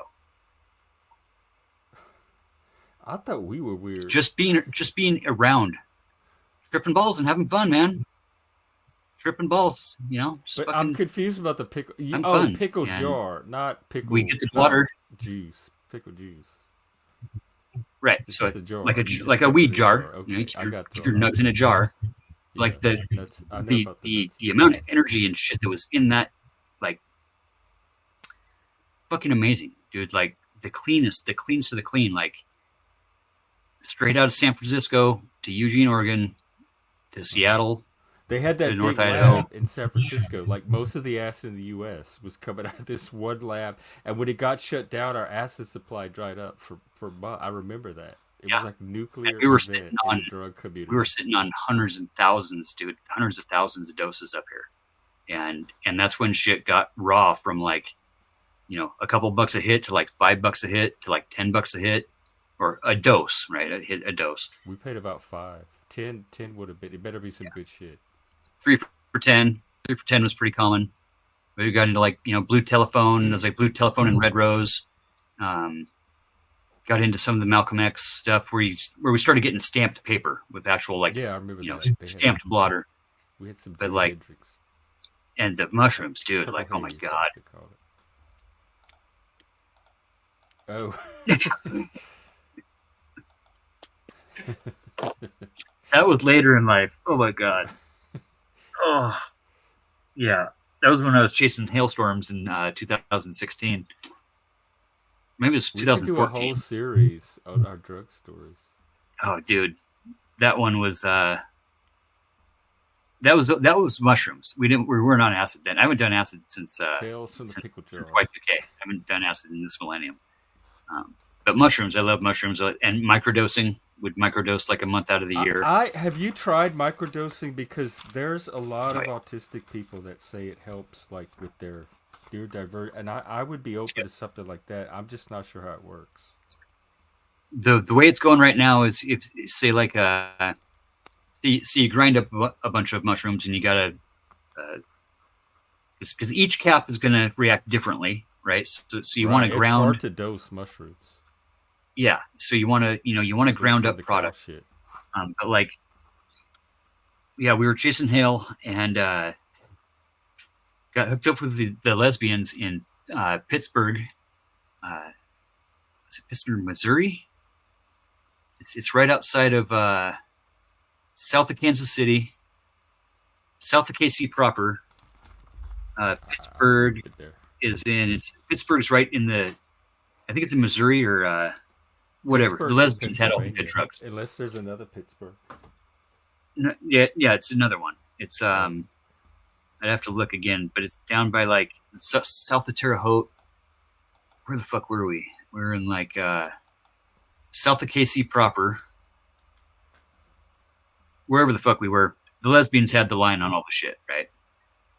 So we ended up getting some mushrooms for these gals, and they were still wet, like fresh picked. Or the mushrooms. Fuck, right? And like, it's kind of like, fuck, wet mushrooms suck. Did they just fuck your stomach up? You need to dry them out. It's like, we ate half of them and dried the other half out, and like just forgot about them, and went and picked up these other two cats that were running roofing sales for us. And I was running I don't know, I think it was for Dock Roof. I don't know. It was with 2 or 3 different companies at the time. And we hired these guys to go out and knock doors. As soon as a hailstorm hits a town, you want to be knocking doors that next morning, right? Signing people up for contracts, letting them know that our crews are on the way, and it's already been declared a disaster area. And we were like, oh, fuck, whatever. And oh, fuck, buddy John had fucking found a bunch of Molly. And I'd never done Molly or any of that shit, like this new school techno shit. And he'd been doing this Molly with these fucking lesbos. And like, dude, it's like, okay, well, we'll eat some mushrooms and let's go eat. Let's eat some mushrooms and we'll go eat. And then we'll just go trip out for the night. By the time we ate the mushrooms and drove to fucking Boston Market, we're still pretty sober, right? While we were in line, ordered a whole bird and all the fixins, right? And we sat there and giggled looking at that fucking bird on the table This was for like at the Boston Market. hours. Y'all were in the restaurant. Yeah, like north Kansas City, northwest is like Chinburg or Chinburg or something like was that. Was it like a rotisserie chicken? It was like a whole chicken. Yeah, so you get the whole spit rotisserie chicken, right? Did you do tricks with it? Like, no, dude, we sat there and giggled at this fucking bird for so long that like people would come in and like leave. And like finally we were basically asked to leave. Like, okay. So Tiny, what did they say? Like, are you gonna eat Tiny, that, sir? He's like 6'8", bro. His shoulders were like this big on me, right? Dude is huge, like massive, huge fucking corn-fed motherfucker, right? His name was Tiny. My name is Fatty, obviously. Dude, like 6 dudes in construction, kind of. I got my logoed shit on, and they had their kind of carpenter shit on, but like sitting around, literally laughing, watching the fucking macaroni and cheese like become worms, and like we're all having this vivid like. Construction people were on the drug with you. Yeah, it was, but it was me and all. We're all on the drug in Friday afternoon, watching flowers grow up the food and stuff. Let's get some Jägermeister. Let's go up to this lake. There was this lake that we were partying at with all these other guys, and the lesbos. We're gonna, if we're gonna party all night, we got to eat. So like, let's eat some mushrooms and then just go eat real quick with the mushrooms, and that way you don't get such that peak, giggly, permagrin, mushroom thing. Dude, by the time we even got like through line and as soon as we put the fucking food down on the table, we all kind of looked at each other and was like, zing! Like you get that zinging about your spine, and we're all like, it starts to hit. Kind of looked at each other, was like, we sat down and like turned into like full on high school giggles, full on like mushroom giggles. You know what I mean? Permagrin. Holy fuck, dude. 4 hours we sat there just looking at this bird, like ate some of the sides, and I mean, we're pretty much, as far as I remember, we're pretty much like asked to leave. Like, you guys, like, Did you get to have your food? Did you take your food with you? no, dude, we just left it all. So you went in, you ordered all this food, and you brought it to the table. You stared at it, and then Yeah, dude. eventually, hours later, someone comes up and says, "Can y'all leave?" And you just walked away. Yeah, we're telling stories and like, like loudly telling stories and like, like They full do on say laughing. that food brings people together, but usually they're eating it at some point. And Tiny, dude, Tiny's got like this deep, like, corn-fed boy, we're not talking about no dang old man sheep, White people I are mean, so there's weird. point in times where we would realize that like the whole fucking restaurant is laughing at us, I'm laughing. I would have probably been laughing at you it. know, and we'd like, oh, so we'd snicker back down and like, fucking like, I would only be laughing if I know the story, though. Like, I'd have to be there the whole time to watch you not eat the food and leave. oh my god, that was probably, I mean, honestly, that's probably one of the funniest fucking times of like any acid or any like psychedelic trip, like just sitting in that restaurant looking at that fucking bird, like, It's a funny story. Yeah, that was my question. Did they, like, oh what's the no, movie no, where we the none of us would chicken touch it, comes dude. alive and dances? The No, little raw like chicken. every once in a while, somebody would grab a fork and a knife and like go to like do something, and we're just like, ah, like fucking Oh, like it freaked, like the idea of cutting into the chicken or eating it was dude, looking at like you're any gonna meat when you're fucking destabilize the psychoed chicken. out like that. Any meat is just not good. Like, Don't ruin our trip by eating the chicken. be a slab of steak. It could be like a chicken wing or just like a hamburger, even. Like, there's just something about meat when you're fucking tripping, dude. It's just not like you feel all the empathy. You feel everything that animal went through. Oh, I never did.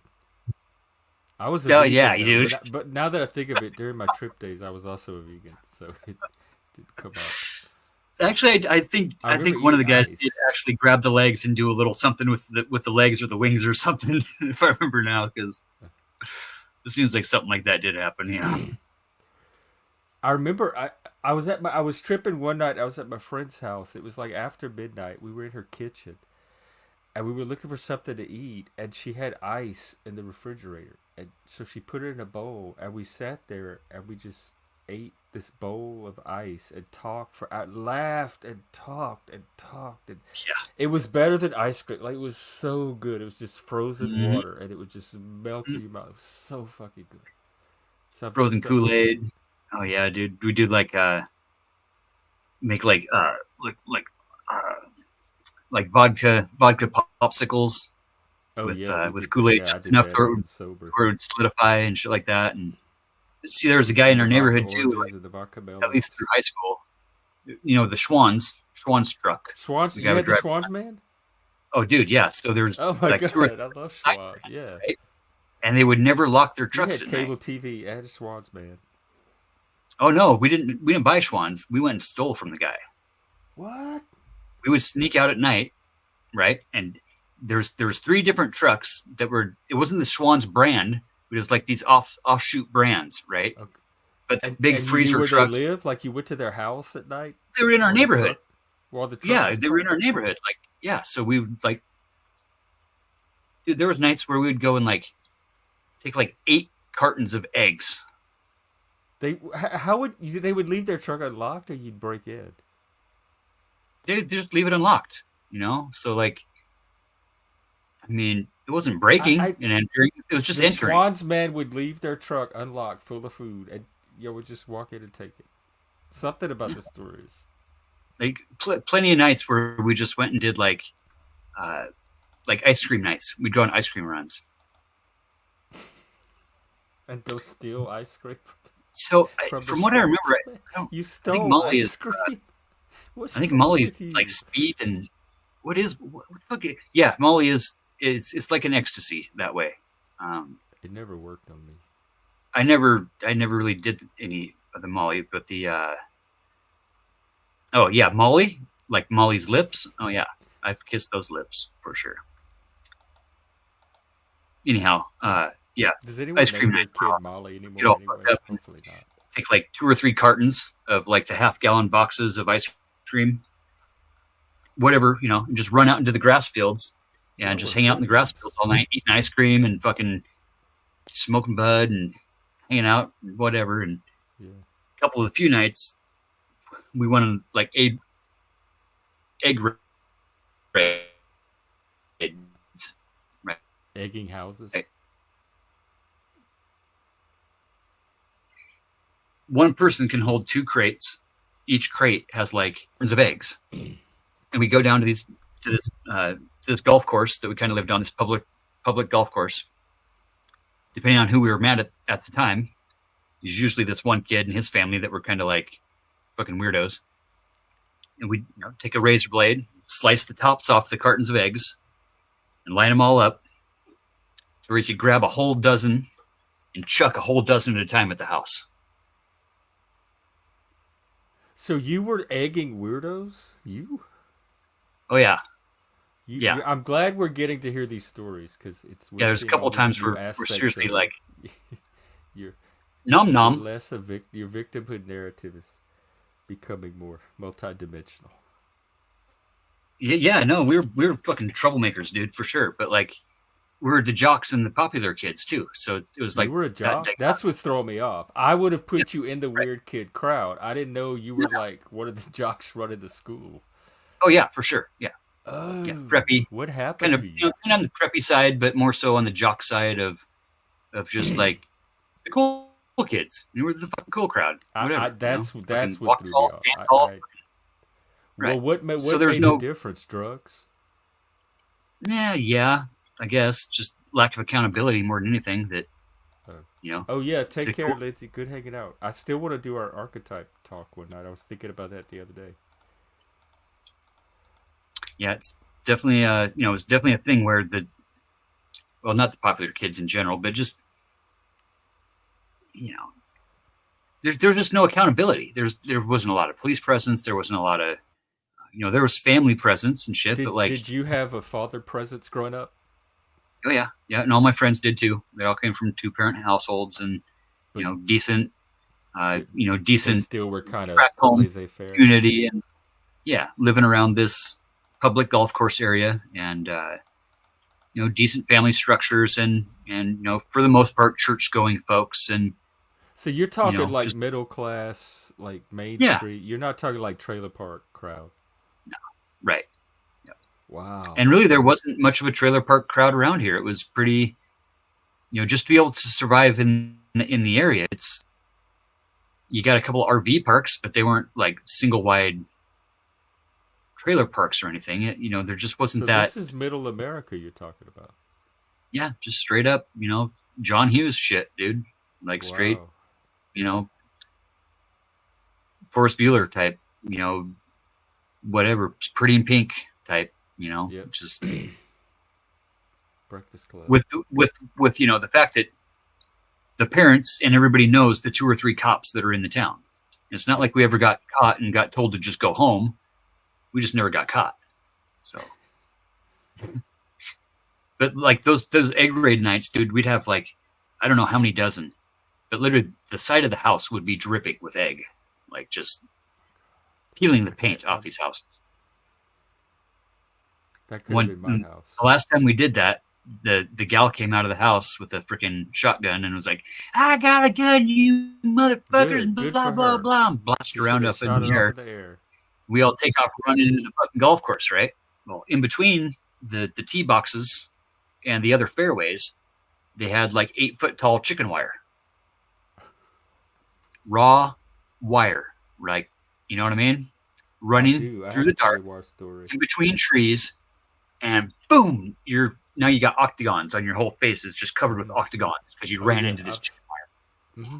And my buddy fucking cut his septum and peeled his nose all the way back, dude, like in the chicken wire. It was the last time we ever did this shit because of this, right? We had his little brother with us, so of course, like, everybody runs a different way. Nobody knows where anybody is. Then you hear this, fuck,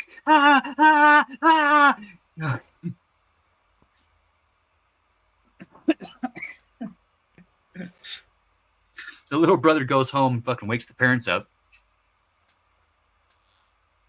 We were also the delivery kids for the local newspaper. Oh, did you on a bike? Did y'all do it Yeah, by bike? yeah. So 45 minutes later, we're on our bikes full of newspapers, riding around the neighborhood, and roll up Oh to the my place. god! You just gave me a brilliant idea for a movie 8 or or a 10 cops story. hanging out, trying to figure out what's going on. We'd ride our bikes right up into the crime scene, like, "Hey, what's going on here? Yeah, oh shit, yeah, I'll let you know if I see somebody." Like, fucking whatever, dude. Fuck you, it's us. Shit, dude. The amount of Oh shit we my got away god! with. Oh my god. Which a lot of this is all public record anyway, so it's not like I'm telling anything that hasn't been. People haven't been gotten Adjudicated. and found guilty for, but adjudicated for, statute of limitations and all that stuff. But yeah, I mean, there's I just have to different time and pee. age. Fatty, I have to pee really bad. Do you think you could keep another story going for like 30 Yeah, here, let me seconds or let me so, share a and I screen can? with you real quick. Okay. Same thing. Let me throw this. Oh, we This can one do on. intermission. Good. That'll help. Yeah, I'll throw this song on for, Is it one of your songs? well, Not maybe. copyrighted?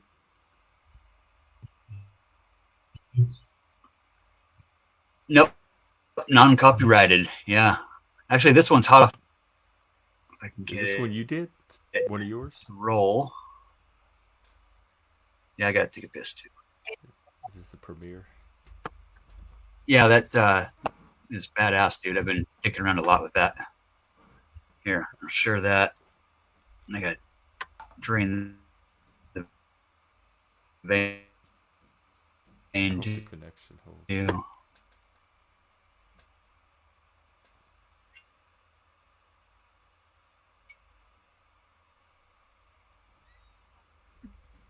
Uh oh. You might have froze up. One, share. Alright, let me see what I'm getting myself and my channel into here.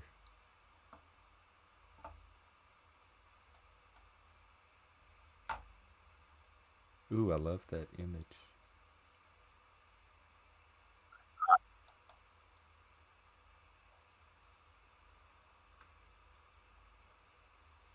Is it playing?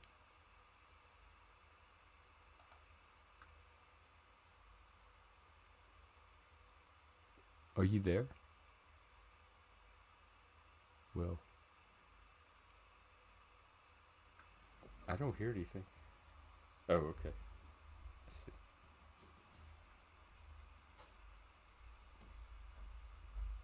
Speaking of Molly.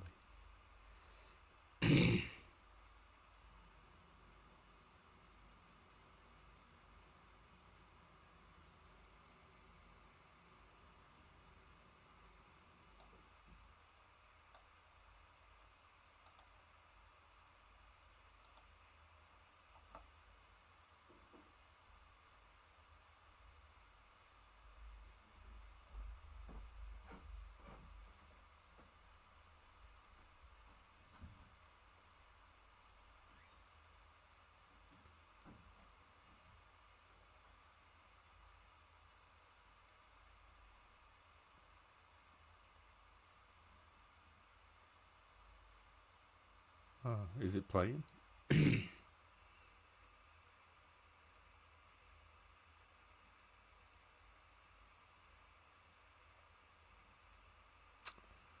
I'm not hearing it. There it is. Okay.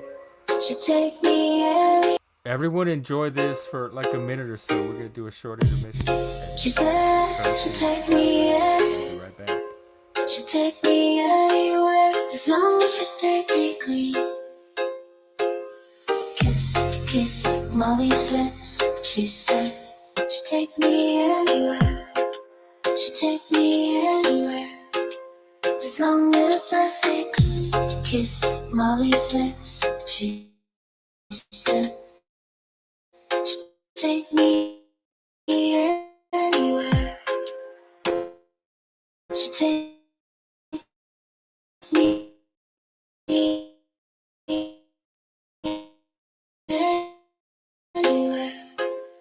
She said, anywhere. She said, she'd take me anywhere. She'd take me anywhere. As long as I stay clean.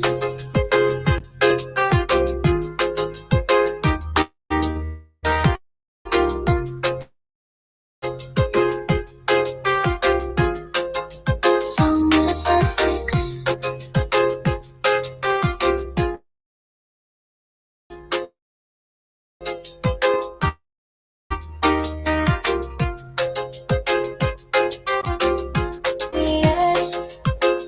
She'd take me anywhere. As long as she stays with me.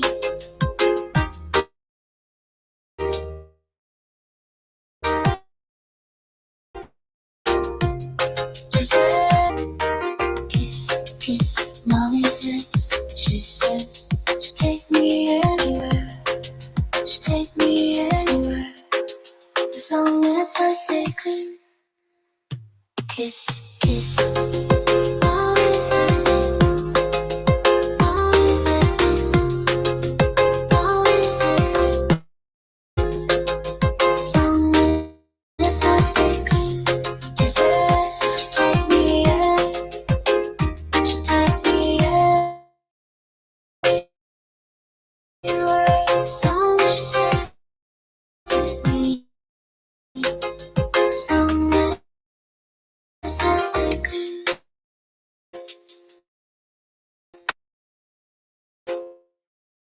Kiss mommy's lips. Kiss, kiss.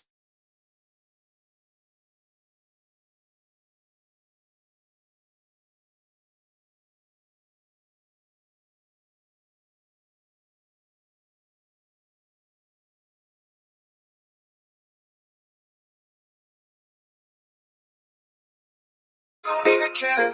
We could have all three, she said.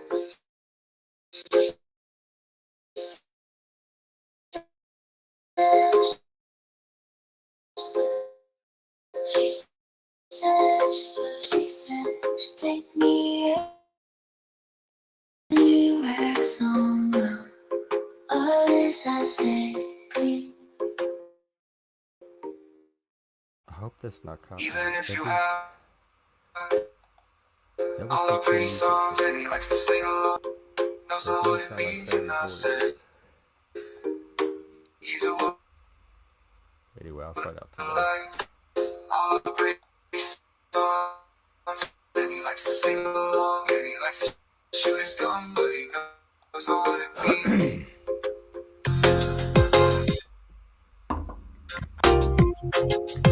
We want to have another panel dance. He's the one, all the pretty songs and he likes to sing along and he likes to shoot his gun. Are you? But he knows all what it means. Knows all what it means.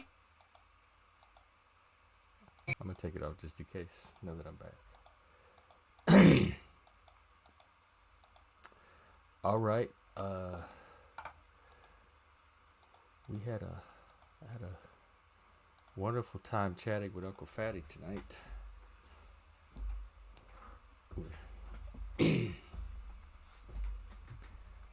We're doing an intermission. I think he's away.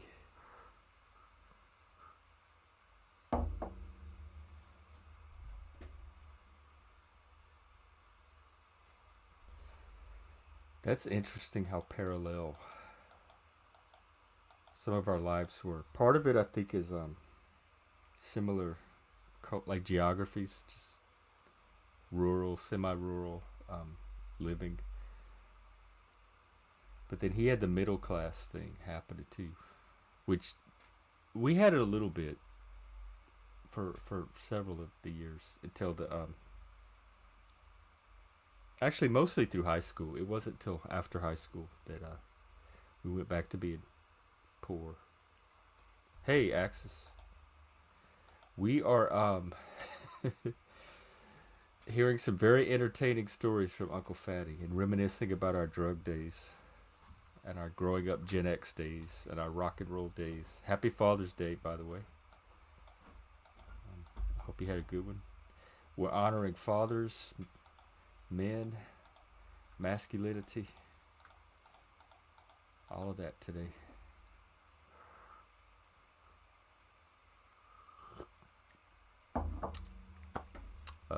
There he is. Maybe. I think he's back. It's old dang old rat blood, man. Tell you what. You can come up too if you want, Axis. We're just shooting the you know what.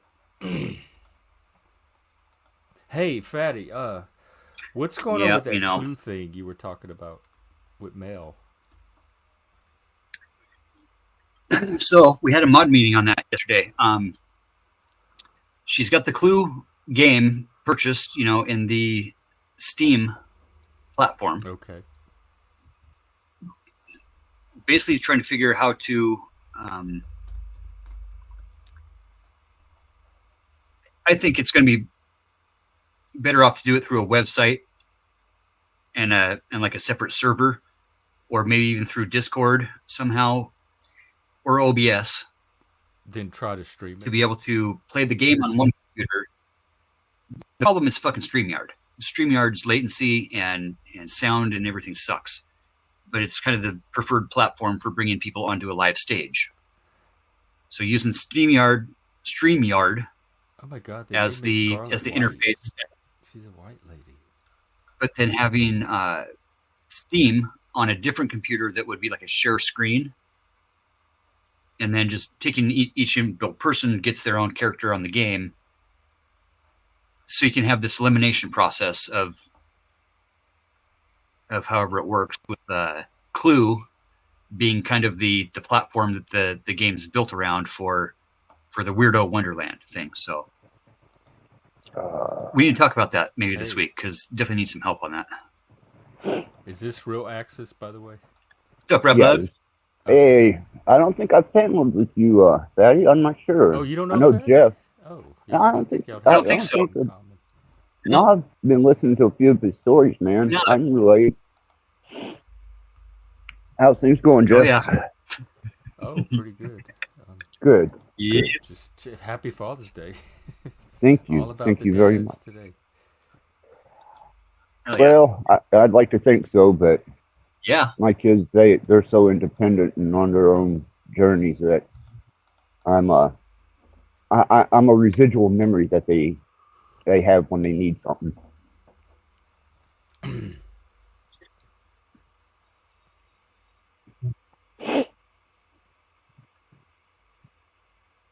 Did they grow up with you? Most of their childhood they were with me, and then later on always kept a close relationship. I don't know if you knew what happened to my son, but that was a big difficulty that interfered with my whole life. So, but my daughter's doing great. Wait, hang and on. I have I'm an having adopted. volume issues. 1 second. Okay. Yeah, you were You said you have you were glitching there for a bit when I was listening to Fatty's story and that music.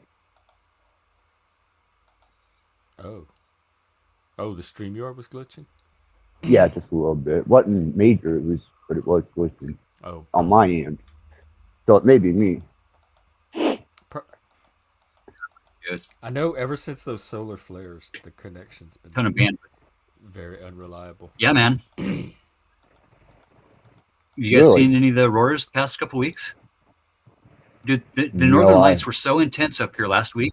I saw pictures. So there's I didn't have a way Native to get American out. tradition that you can whistle and make the lights move in the sky. What? Seriously, Come the on, ions man. were so thick a couple weeks. I'm telling you, bro. Listen, Okay, let me ask I'm that telling you guy. straight from fucking for real, dude. The ions were so thick you could whistle and make the fucking colors change in the sky.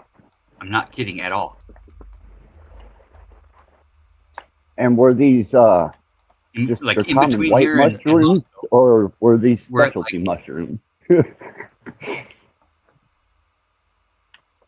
Straight up, nothing. Sober as a dog. My kids have never done this shit, okay? And I was down there a few weeks ago when the first ones came. Oh, wait.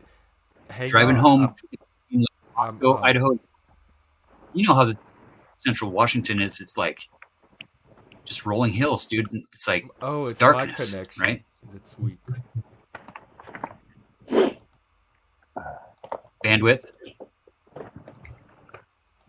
Telling you, dude, you could literally watch the ions fall all the way down to the ground in this purple and green wave, and like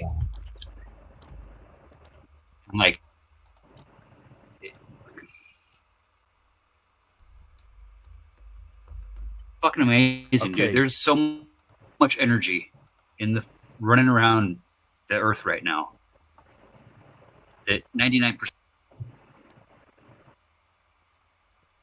Me do that. It's probably all my background shit taking up your bandwidth, Jeff. No, I think it's on my end. It's has a tendency to do that.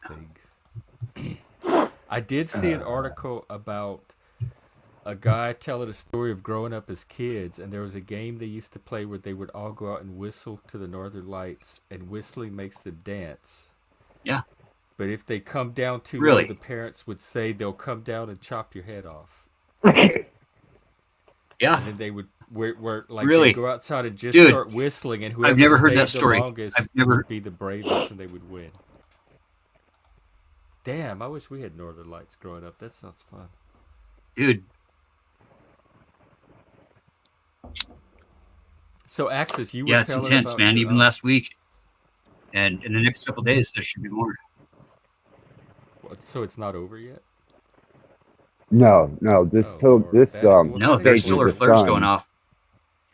I thought it was like a few days, and that's it. It's no, we're in the fourth cycle of the sun right now. That's why it's white. Yep. How long does it last? I'm not sure if it's hundreds or thousands. Depends on what the 4 cycles of the sun are, the time frame between the 4 cycles. I go off of Hinduism for the sun cycles, and I couldn't give you an exact date, but I can give you yuga cycles.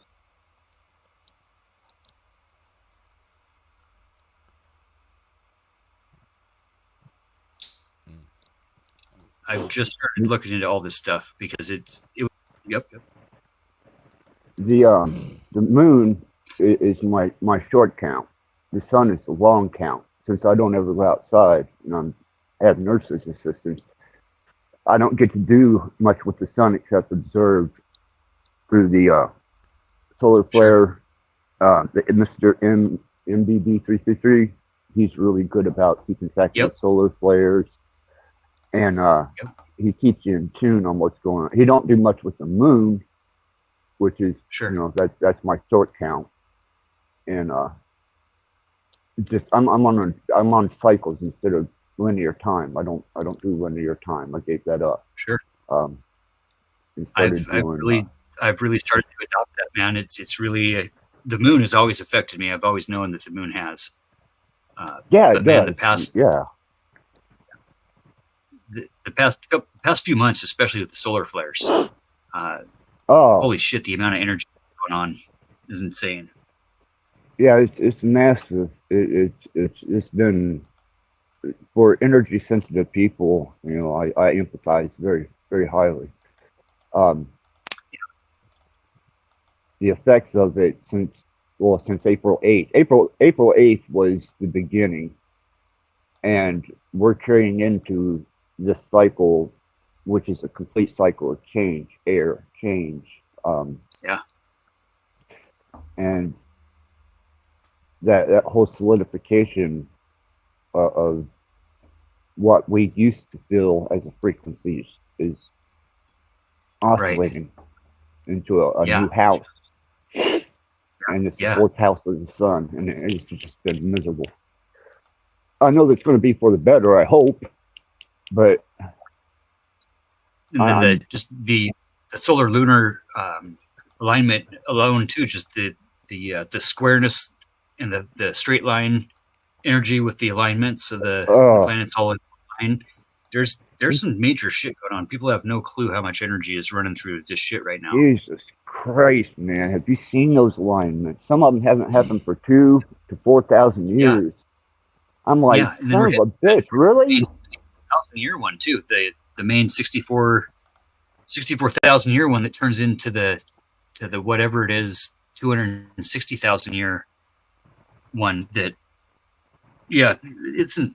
I know I feel it. There's a 36,000 year cycle count too. That's everything's one that I'm more prevalent to. Yeah, I dig it. Yeah, it's interesting when you start, observing how the luminaries and the sun and the moon actually had a massive effect on your mood, the way you feel, the way other people interact with you. It's massive, and you can always correlate it to the heavenly bodies, man. You can. It's fucking for real. Straight up. Yeah, real. That's no joke, man. It was a big study, and whenever I started diving into self rhythms and fluctuations of my own frequencies to get to know myself a little better. Biorhythms? Yeah, biorhythms. But they're using those right now to transmit Wi-Fi. I don't know if you knew that or not. What? Wait. But they're using our biorhythms. Yes. Yeah. And it's got me all fucked up. Yeah, my buddy's a cable guy and was trying to explain some of this shit to me the other day that in essence we are human antennas, man. Radio antennas. I've heard that. Yeah, we transmit, receive. Through. Fuck, I think you're cutting out, Fatty. Maybe it's me. Yeah. The way he was explaining it made so much sense. Sorry. No, it's probably me. I'm trying to shut this fucking computer down. And it's trying to lock up on me.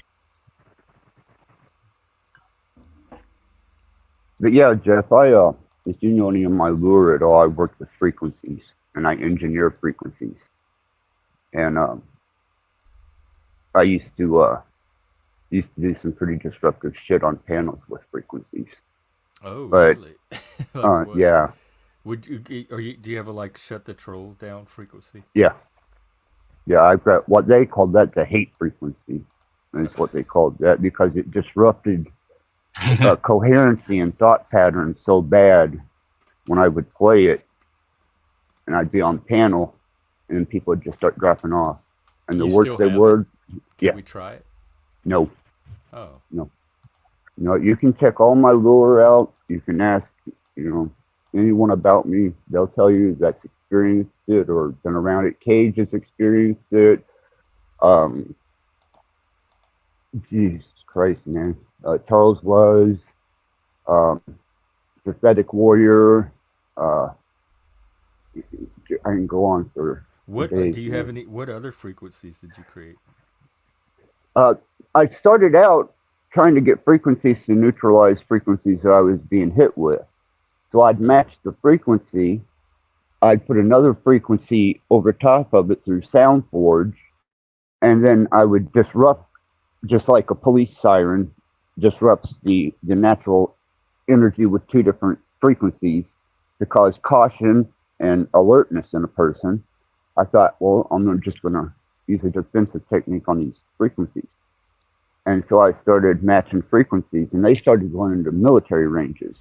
And then they started going into ranges that I had to get specialty shit for, specialty mics, specialty sensors. And I was like, fuck, man, there's really not a lot you can do except for like 60 cycle hum. You can block a little bit. Well, I can neutralize a room of Wi-Fi, but cellular signal, you got to be able to block your roof. Somehow it leaks through the roof, unlike my modem. It doesn't leak through the roof. But you can get a room free of 60 cycle and Wi-Fi and cellular waves. But there's other waves that are being transmitted that some of them go off the spectrum. And so I started using those waves and testing them to see what they do, to see what I was getting hit with. And some of them had some pretty diverse effects. And I thought, well, I'll share this with people. And I guess I just went about it the wrong way. The frequency thing? Do you still play with them? No, not so much anymore. I got Tommy. Tommy turned me in. Not anymore. Not so much anymore. No. No. But so you were talking made a earlier big... about your, you said you had an adopted son? No, I've got an adopted daughter. That was my very first child, was an adopted daughter. And then I've got my firstborn was a biological son, and then I had another daughter. And the first daughter, she's got a wife, and she's a farmer in southern Indiana. And my son's having legal issues, and my other daughter well, she used to be an ecologist and make lots of money, but she gave all that up to become a musician. So now she plays music and does big giant things with her art. She's the one that has the band? Yeah. Casually committed. Yeah. Casually committed. Yeah, she's free spirit, like you, like me. Mm-hmm. You know. Yep. I'm glad that, like, our generation seemed to have more of that, but I think those show up in every generation, and I hope that there's something for people in her generation.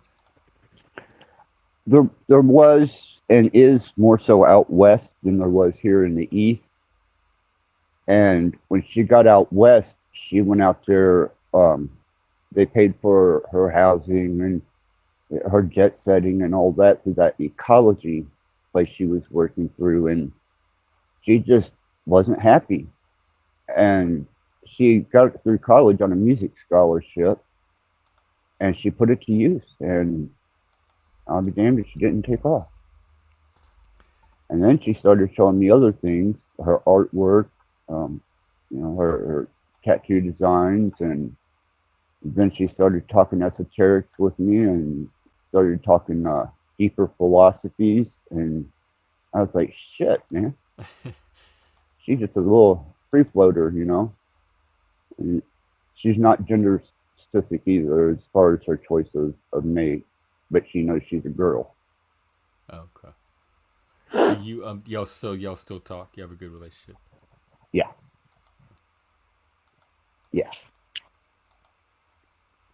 Yeah, I try and keep as openly close to my kids without interfering as I can. That's I admire that, because there's some dads that don't. Well, I can remember back whenever I was in my younger days, and I didn't care what anybody told me. I was going to do what I was going to do anyhow, and either you were with me or you weren't, and I didn't want to be that opposing force that my children never felt like they could come to me. So I figured as long as I was a part of what they were doing in a positive way, but not in a influential or interference type way, that at least they would be somewhat developed openly.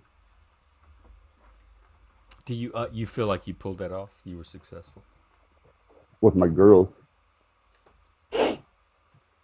Yeah. Yeah, the guy thing is a little different, I think.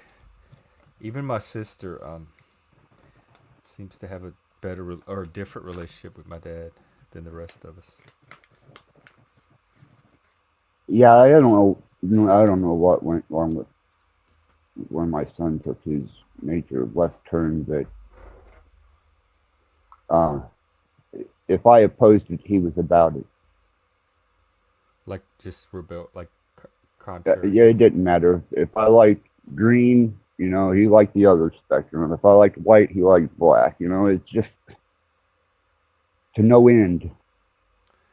He Almost like needed he his was. own space Well, he away from had. you. No, like psychological space.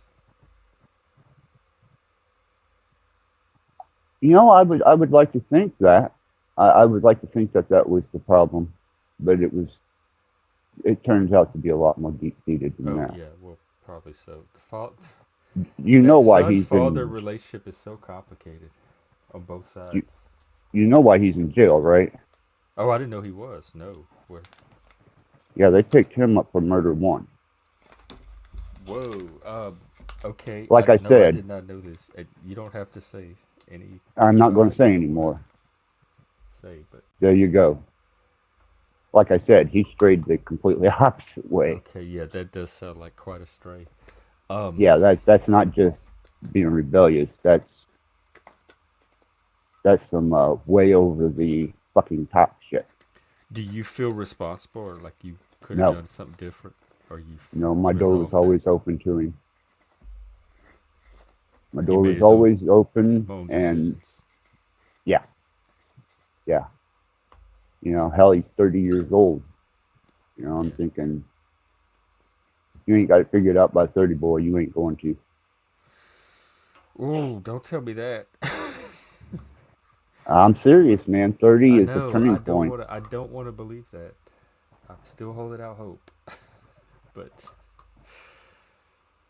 30 is when I really let go of a lot of the useless self-indulgences that I was engaged in, and started becoming a lot more practical in my life pursuit. what form did that take? Like, did you get a job or start Left some the music creative endeavor? industry, uh, got a stable life set up, uh, started just generalized behavior amongst my family instead of over the top musicians, artists. Stopped doing a lot of stupid shit. Quit going to bars and hanging out till after hours and more. Just kind of changed my whole direction, man. Was there a relationship? Did you have a relationship that helped you do that? I no, I just come out of a divorce, Okay. and I was like, it's just not. I'm not gonna fuck around and shit So no this was more. all internally motivated. Yeah, yeah. It's just been there, done it, didn't work, and the statistics are definitely not in my favor for it to work. So it's nothing I'm going to pursue as a lifelong endeavor.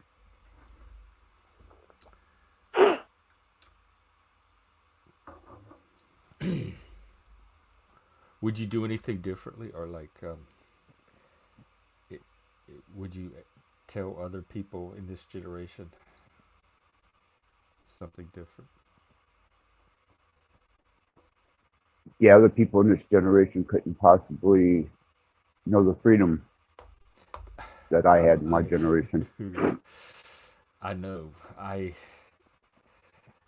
I associate that with American, like just being American, that freedom we had. But even in America, I think that was a degree of freedom that we haven't seen since. And I don't even know how you have a society without that kind of freedom. So they're missing something that I don't know how to give to them. Individualized point of view and self-perspective. We were allowed that. They're not. Hmm. Yeah, They there wasn't this pressure to all think and be the same. no, being individual, especially in the scene that I grew up in, that was highly promoted. And You it know, wasn't it wasn't about group identity stuff either. Like oh people no, moved no, in and out of different groups just fine. Yeah, you had the metalheads, and you had the skaters, you had the goths, you had the punkers. Yeah, it was more Um, like subculture groups, and yeah, and instead we of all hung identity, out. like you didn't have the blacks, the gays, the the trans. You had more like voluntary subcultures that people chose to be in that And it was generally huddled based on together. music. That what? It was generally based on music and Yeah, some social class, some social status, but not much, because we had the rich kids that hung out with, you know, yeah. the Even poor the kids. music. I mean, even yeah, music transcended all of that. Really. Yeah, and it was you dressed accordingly a lot of times, and then you had those kids that were kind of ghosts.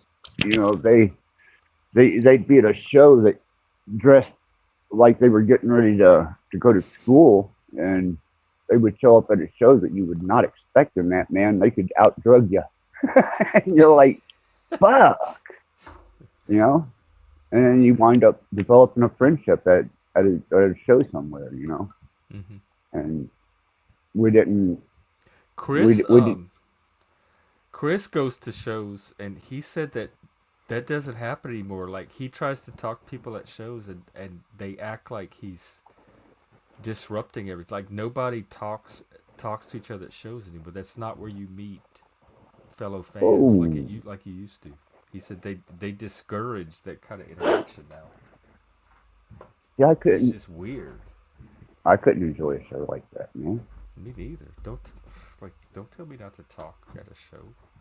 Because after the show is whenever, you got new friends and you're doing new Yeah. things, You and talked to the you if everybody was at that show, they were all there for a reason, and you had something in common with. So you talked to total strangers. You talked to the people around you. You got to know where you from, etc.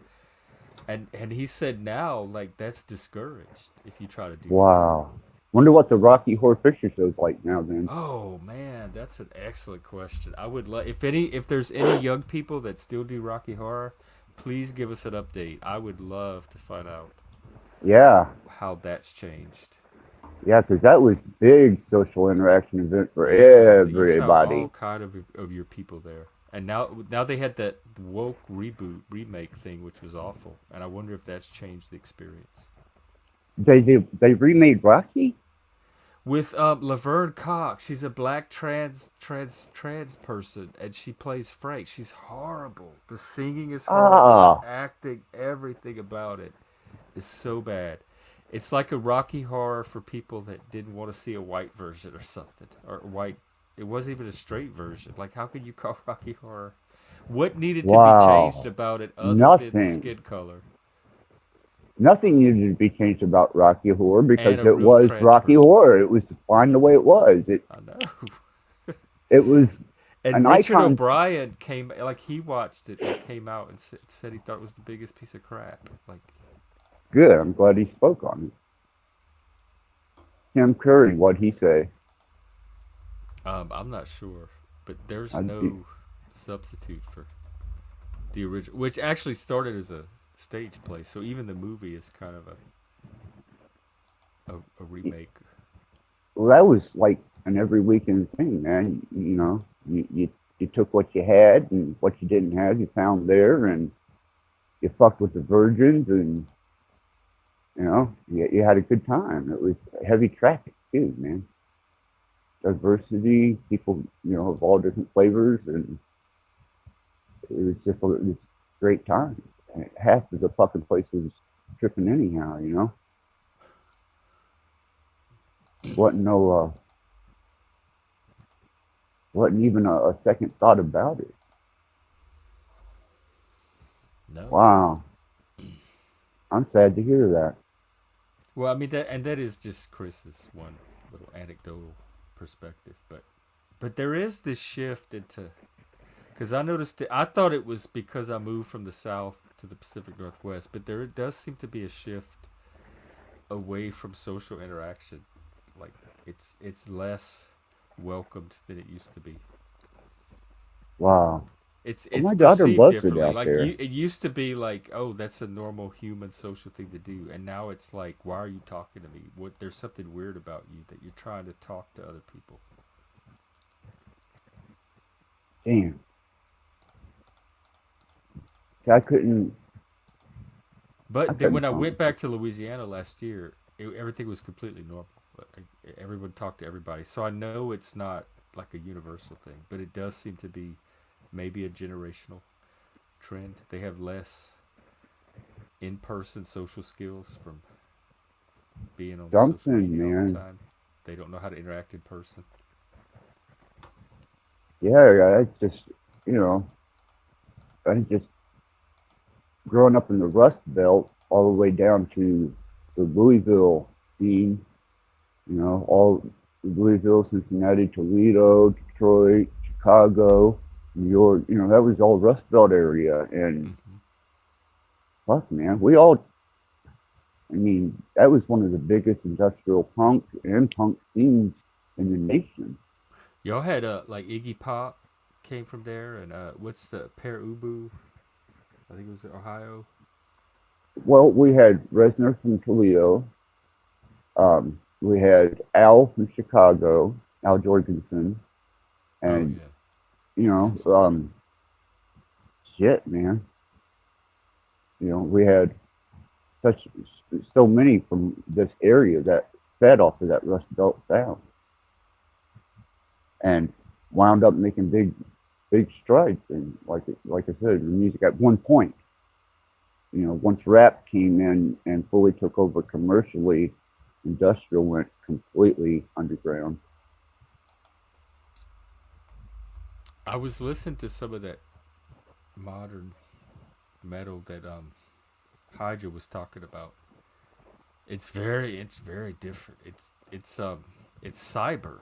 It has like techno and electronic elements, and the music videos are like watching The Matrix or some kind of sci-fi flick. Our punk was that street punk, like that Yeah, edgy urban decay street punk, and the new thing is the music style is the same, but the aesthetic around it is completely different. It's like cyber goth. Everything's sleek and slick and metallic and vinyl and glossy, and wow. there's none of that grit that was kind of part of the charm for us, which is Yeah, you appropriate for the didn't. digital age. I mean, if they spend their whole life on a computer, where are they going to get that street aesthetic from?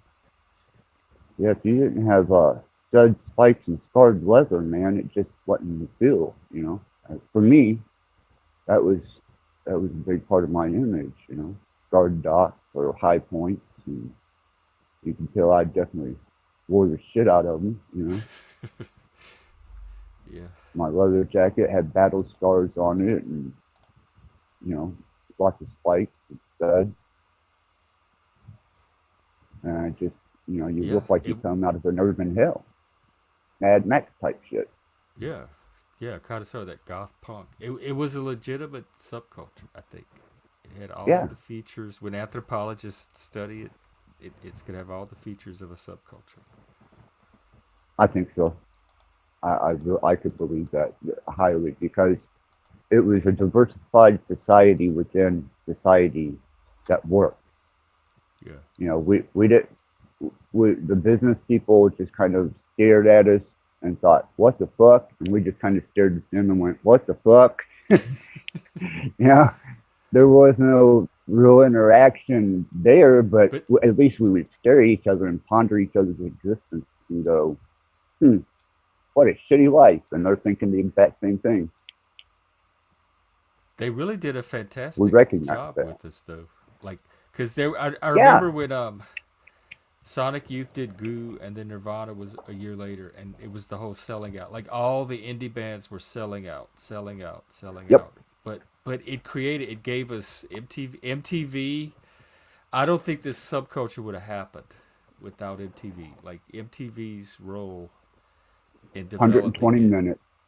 Yeah, Yep. and so like the corporate, the music stations, the Uh, record stores, the marketing helped to create that subculture, and the record like Geffen I know was signing a lot of bands, and they were very hands off and giving them creative control. So we brought the content and the energy, and the corporate side really kind of did their whatever they did with it. I'm sure they were doing their best. I think created something really kind of unique for the time. That collaboration between us, the generation, the youth, and the corporate side of it.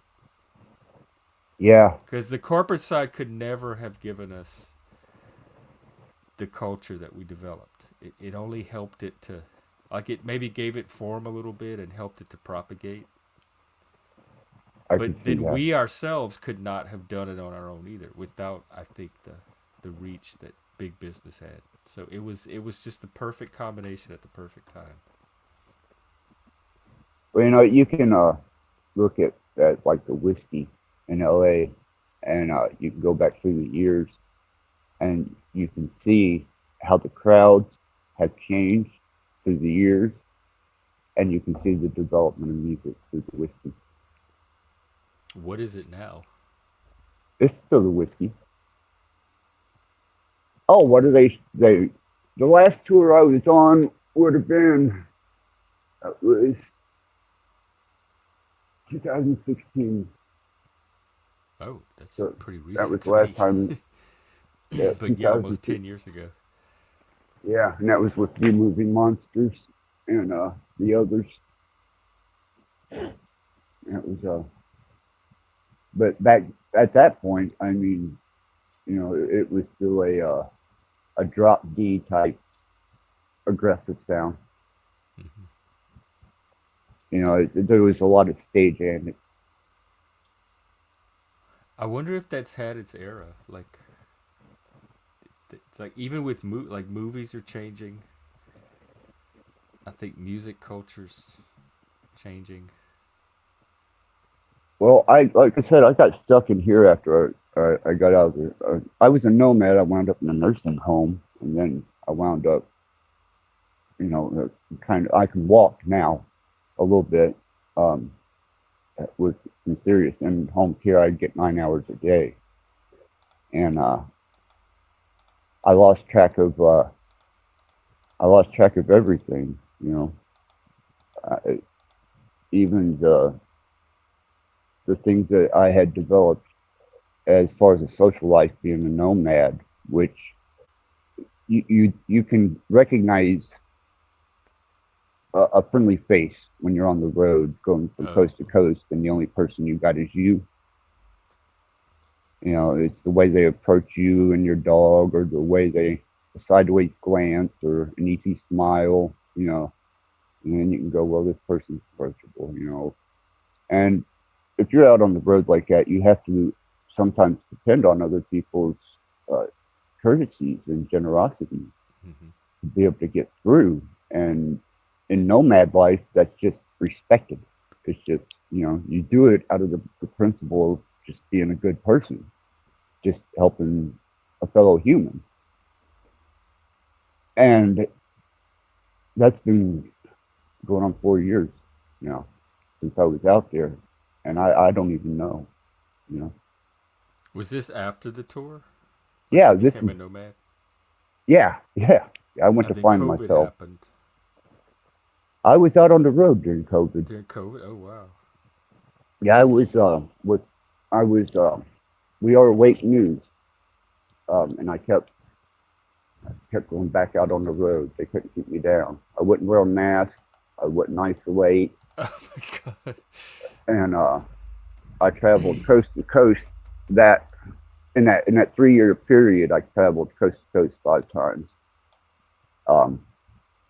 When I was out during the COVID thing, and I was still keeping in touch with Ian. I sent him pictures from major highways across the nation. Did you ever get COVID? No, Okay.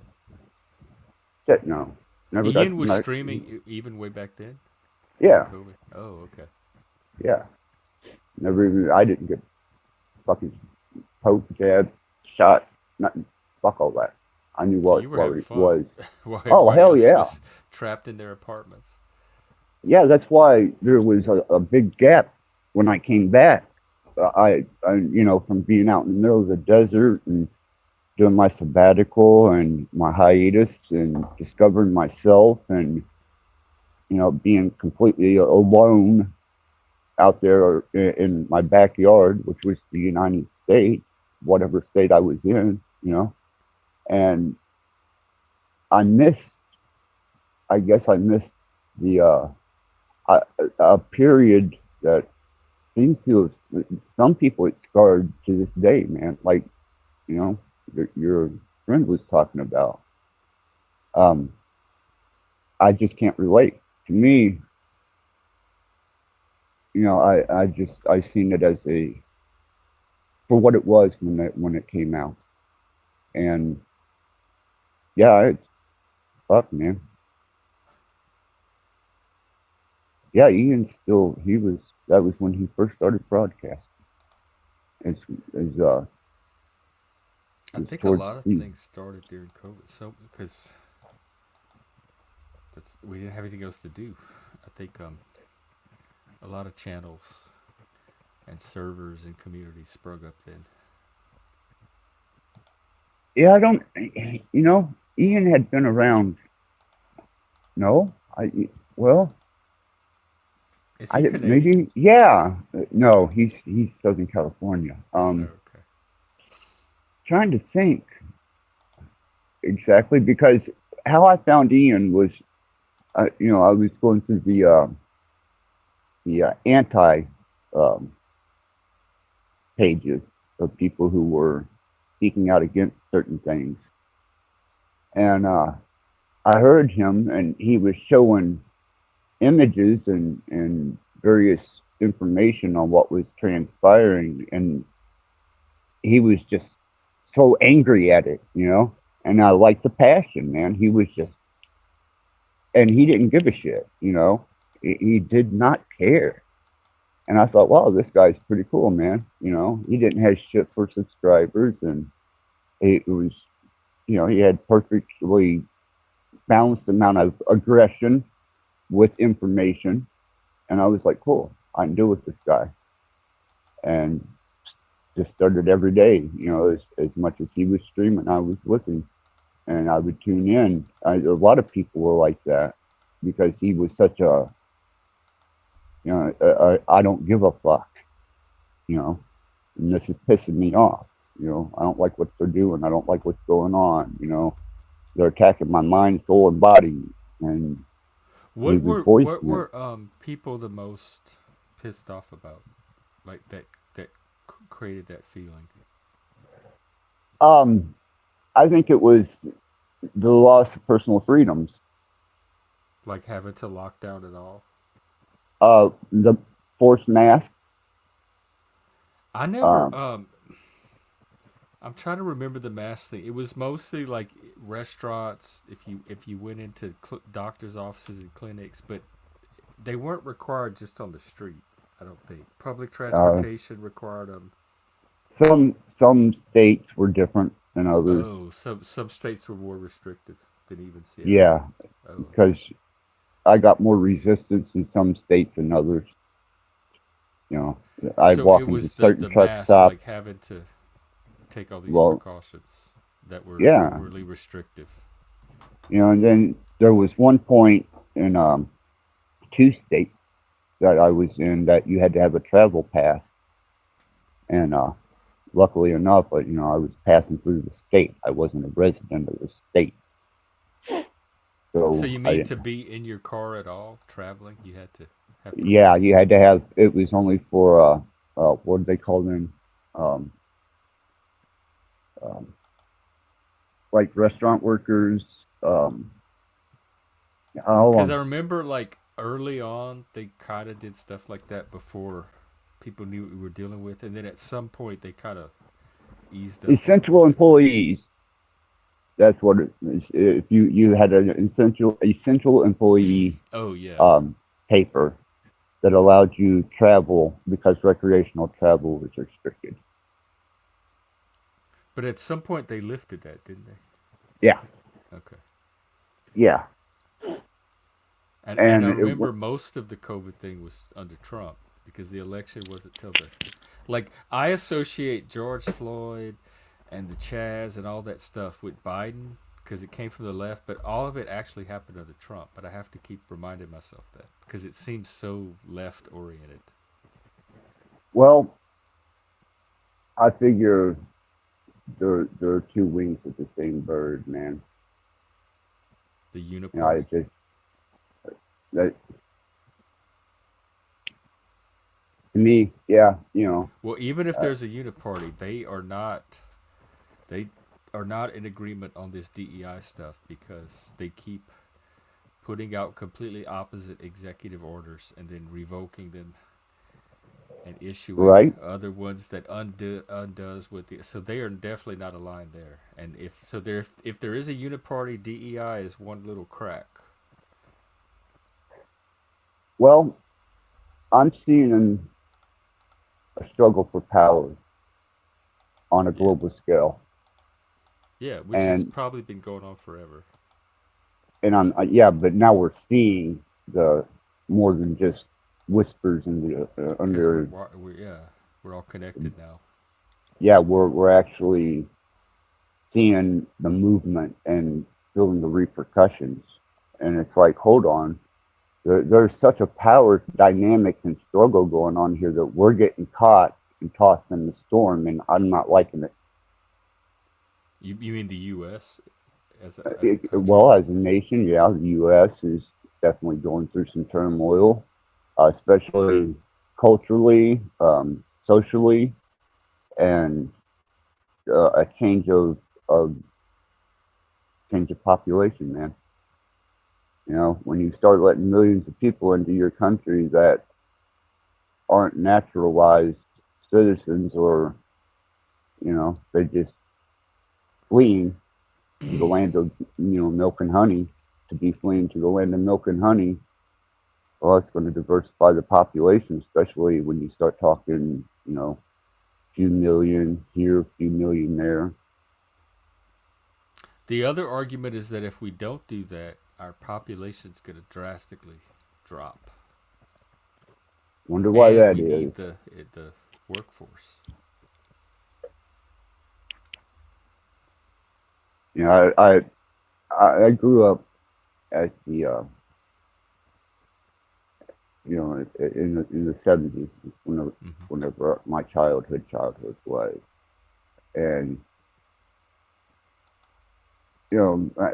I hate to say it, but half the town was barefoot and pregnant, and that was just, everybody had a fucking baby, a cigarette, and a weekend drunk. I was in a joint, and that was just the way it was. Everybody got along, but that was just a common thing. Somebody was knocked up, you always knew where to get a joint. Nobody really questioned you about any motives, because generally your motivation was just to hang out with your friends. Mm-hmm. And then the 80s, I was introduced to more, of a cityscape and urban life when my mom, she had moved to the city. And that's when I first started running into heavy diversity, punk rockers, and actual city buildings and streets and hustle and bustle and city buses and cabs and things that I had never experienced before, and I caught a fever for that. Yeah, I liked that. The cities were where you had to go for any kind of culture or stimulation or intellectual life, and now with the internet, I think that role is changing. But in our generation, that was the only place to find anything, was the cities. That was the internet. That what the internet gives us today, you could only get from cities. Like artists were finding each other, coming together, forming bands, making movies, whatever. But you had to do it. You had to go find the people in person and do it with. And now they're spread everywhere. You just find them with your computer. I'll tell you, Jeff. For me, especially here recently with all the inner self-discovery and inner work, and kind of finalizing and capping off some of my research and studies, I had a great life. I enjoyed the fuck out of it. I did everything I wanted to do, and then some. And the best I can do is share that energy with Yeah, whoever that's what we is need. That's what I was talking susceptible. about today on Father's Day. That the elders, like passing on their helping, sharing what they learn, so the younger generation can have a better chance of finding their Enjoying way in themselves. society. Yeah, and finding themselves. Because as far as participation, I wouldn't participate if I could. You know, it's just not my bag, man. It's not my thing. I don't like the interaction. I can tell that by the people that come to my home for health care. That's why I stopped them all from coming and got a permanent nurse. Oh, Well, it was like a different species coming into my home. they were You know, I that hear, different. They were younger. It's the younger crowd. oh yeah, yeah, That's and my my home is biggest nightmare is growing old and having to depend on these people to take care of me. don't depend too much on them, man. I'm not. That's why I'm trying to build an alternative. I want my satanic monastery by the time I get old, and so I have my own people to Well, I take tell care you, of each other. I'll be a deacon for you then. Okay, well, there'll be a spot That for me. wouldn't bother me at all. But yeah, people that were coming in here because my home is still set up, you know, heavy industrial, um, music equipment, skulls everywhere, all my leather clothing and stage clothing and guitars and gold. You know, it looks like a fucking Like Norman. metal goth nightmare. Uh, And when they would come in here, they didn't know what to expect. And then when they would start talking to me, well, you know, I'm still stuck in a place and time in my head that I enjoy because mm-hmm. you know I'm not going to give myself over to this bullshit. You know, you can socially engineer the masses all you want, but as far as I'm concerned, I know what makes me happy. Piss off. Yep. So you know, and they started sending these mutants into my home for healthcare that were so impersonable and so rude and just absolutely disrespectful. And I'm like, this is what you're offering for healthcare? Fuck you. So it got pretty out of hand there for a bit, and then they finally, like I said, my new healthcare, she's awesome. She is. She's been with me for six And months this is you now. found it through a private company. Yeah, yeah, and she's been with me for 6 months, and I couldn't, you know, couldn't ask for anyone better. She's just she not only is she my healthcare man, she's a damn good friend, and she's rare. She's only Like a 25, man. driving Miss Daisy situation. Driving Mr. Axis. Uh, More so on an intellectual level. Mm. Of you know, she's still experiencing life, and she did get to travel abroad for her schooling, and she got to live a fairly privileged life. So she got to go to South America and study, and you know, she got to go to Italy and study, and she was on a you know an advanced curriculum. And when we first started talking, you know, she didn't know what to expect. And the more I got to trusting her, the more she's got to trusting me. And then eventually one day we just broke into it, and it's been an ongoing conversation since that day. Oh, nice. Yeah, yeah. And she's highly relatable, you know, to the point where she didn't live it, but she can feel it. It shines through. Like my daughter, you know, she would do fine in the 70s or the 80s, even in the early 90s. Well, Yeah. the healthcare would do That fine. really is when it started to shift, like mid 90s. Yeah. You had Windows 95, so that was Mm, like the start of the computer age. yeah. Yeah, that was channels. That's when everything started to shift from the physical world to the digital world, including my own life. Well, bulletin boards, channels, Yeah, chat peer-to-peer, rooms, you know, internet, and Facebook, YouTube, MySpace, all that stuff. yeah, exactly. Smartphones, But prior to streaming. that is where, that's even though I am, I've got a highly skilled adaptation to understanding computers, only because I was introduced to computers in '89, MIDI, according to MIDI, Oh, uh, yeah. and learning how the ins and outs of them work, and being able to build my own finally, and install my own operating systems and tweak them so that they would work with different proprietary software, and partitioning the hard drive and setting up a completely different operating system on the same hard drive to be able to operate two different music programs. And once you broke them down into waves, then you could transfer one from the other. But in a proprietary state, you had one particular music program, it was like Cakewalk, that would only work, in a 311 environment, which was, your DOS environment. And then you got to Windows 95, 98, you'd start glitching and all kinds of fucked up shit. And then you had to reinvest in Cakewalk. And if you wanted any of your old stuff, it wasn't compatible. The MIDI was, but the wave and any imagery work was not. So it was a big transfer, and I was caught in the middle of that because of you.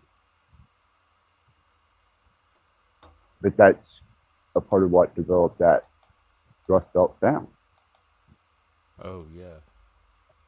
with the introduction of drum machines, samplers, your computer, Yeah. acid, MIDI. I mean, you wouldn't have half of the beats that you had on stuff like the Revolting Cocks or Ministry if it wasn't Would you for you'd MIDI. say that was like late '80s or more Yeah, early but '90s? Late '80s. late '80s was MIDI. Yeah, yeah, because we were using MIDI and DOS, and we could write MIDI songs and interfaces, and we could get them to loop, and that was what you wanted, was a loop in time, 4/4 or whatever time signature. And once you could get two instruments talking to each other at the exact same time and get them sequenced and looping, then you started getting the real abstract type Skinny Puppy, Revolting Cot Mm-hmm. types, and that's just developed over time. Now it's just practical general music. I mean, they loop everything.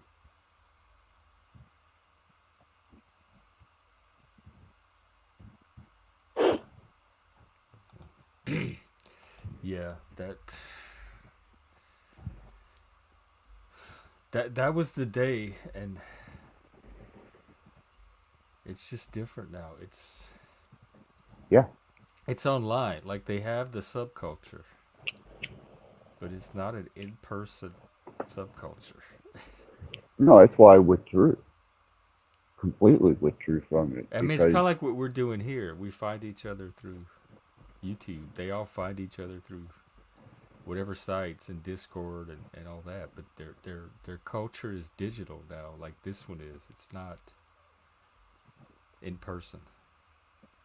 well, see, Joe, you got that relatability that it was common back. If I would have went to, let's say, one of the club kids' houses and we were partying on the weekend, I could see you hanging out there, and everybody be like, "Yeah, that's Jeff, man," and that's cool because you're Jeff, and you relay that over the energy that you give on your channel here. And I picked up on that real easy. Oh, well, I don't know what that is, but I hope it helps. It's not getting me subscribers. But also, we would have struck up a conversation. Like it would have been nothing for us to start chatting. Oh, Oh, you right, like this band or that band. right. And now everyone's like I'm sure they still go to shows. I can't really speak to the shows, but they're having their private music experience as part of their internet life. So they might have Spotify streaming in the background, or they might, watch a YouTube video. But it's not the same kind of experience that we had when we went to the record store and bought an No, album and took it home and spent hours listening to it, and then you found someone else in public that liked that album and you became friends. It's just different. It's less. I don't know. It seemed more central to our life. I don't know how to explain it. I just know when I'm watching the same genres of music, but the new bands with the new videos. and they almost seem disposable anymore. Well, it's definitely it lost that artistic, that sense of originality of this new artistic thing, and now it's just kind of modern country is just country music. And so now modern goth and metal and stuff it's definitely just a genre now. I It has haven't even. formulas, conventions, etc. So you listen to it less for that originality that it brought when it was happening in our day, and more of it's representative of a certain type of culture. But that culture now is not reflective of anything that you see in the real world like it was in our generation. It's an internet culture. It's an internet subculture. So It's basically, internet goth, internet punk. they they were able to engineer society into a digital state of mind. Maybe, but if that's the case, this new version of goth, but whatever the new version of our thing was, is still pushing back against that in its own way, but in a very technocratic, cyberpunk kind of way. But that energy is Wow. still there. But now they're directing it toward technology, toward the cyber universe, toward the, I guess, whatever states, whatever digital state's going to be controlling us. They're directing it against all of that now. In their lyrics, in their aesthetic, visually, in their music videos. Wow. And That's really, I talked about this on stream, that in our generation, some of the leftist punks were striking out at corporations and that type of stuff. But for the most part, the only thing we were rebelling against was boredom and mediocrity and middle class life. But we didn't see actual threats like corporations and technology, and this is a danger to humanity, and we need to strike out against it. There was nothing really like that we no. were We always attacking. had our Every fist now and in then the the air. Christian right and stuff, but It, for the it, most part it was that's an ethos that we were Christians. Yeah, going against. yeah. The Jesus soldiers. Yeah, there Uh, was the Jesus people, and there was kind of big business and kind of big up, but not to the extent that we thought it was the end of the world, and we had to fight against it. We no, just but we wanted had our to, fist in the air though. But there was no real. You're right. There was yeah, no gay real. rights a little bit kind of drew some people, but even that I was more toward the end of it. see. I remember the Cold War, the nuclear Mm-hmm. threat, and you know, I remember a few punks, with the no nuke, Yeah, patch on and their, 99 red balloons. yeah, shit like that, but that was the biggest threat that we had, and we didn't realize Yeah, it. and It that's not really anything wasn't you a could threat. protest against or fight on a Mm-mm. grassroots level. It's just something that you had to cross your fingers and hope that the people at the top took care of it. Yeah, nobody pushed the fucking button. Yeah, So, and then whenever Russia went down, a lot of that Cold War edge went away. yeah, it did. It really did. That was kind of the end of it, really. I remember Yeah, when the and wall fell. yeah, and it was like after that, it was just that free for all, whatever party through the '80s, and music was the center of it all, and your your social life was hands on. Yes. Yeah. That's exactly what I was trying to say. Hands on. Yeah. So it's a shame to see all that go. So that's why I don't participate. I'll share the energy with people of that day if they can relate, but I'm not buying into. I think Uh, that's all there is, and whatever of this new generation, um, is still finding themselves in that. yeah, I'll help them, interflect and help them develop a sense of self. But as far as the outward experience, I think that was just a period in time, like the 50s and the 60s. Yeah. I know. It seems it doesn't seem that long ago, and it seems so normal. But to look at it from a historical perspective, it was our weird little moment in history, like the flapper era, Yeah, or, it had its own niche or the and hippies. its own sound, its own smell. Yeah. Pretty You much know, from like late 70s, like CBGB New York City era onto about, the grunge and the 90s, alternative nation, 120 yeah, minutes, that type of scene. That whole little moment of history, I think, had a cultural unity to it. there was something happening, and then the corporate record companies stepped in and started Yeah, that was kind commercializing of on the a end mass of it when the scale. Yeah, corporations got involved. They transitioned it to the mainstream, and it created the '90s culture because it reached enough people to shift the cultural landscape. But that was really the last significant impact, I think, of rock. well, at that point is whenever I realized that artists weren't being signed; they were being created. Oh yeah, You which they know, always we kind of have been, but that's when it hit our subculture. Yeah, because you do. I don't know anybody that knows been in the music industry. You do showcases for record companies, and you put your best show together, and your best song set original, and you perform in front of executives from record companies. And some record companies will take a chance on you. Others don't even want to deal with you. You know, so looking for something when they Something that's come gonna there. appeal to the masses. Yeah, well, those became fewer and fewer. Yeah. And you had a lot less of the major labels showing up.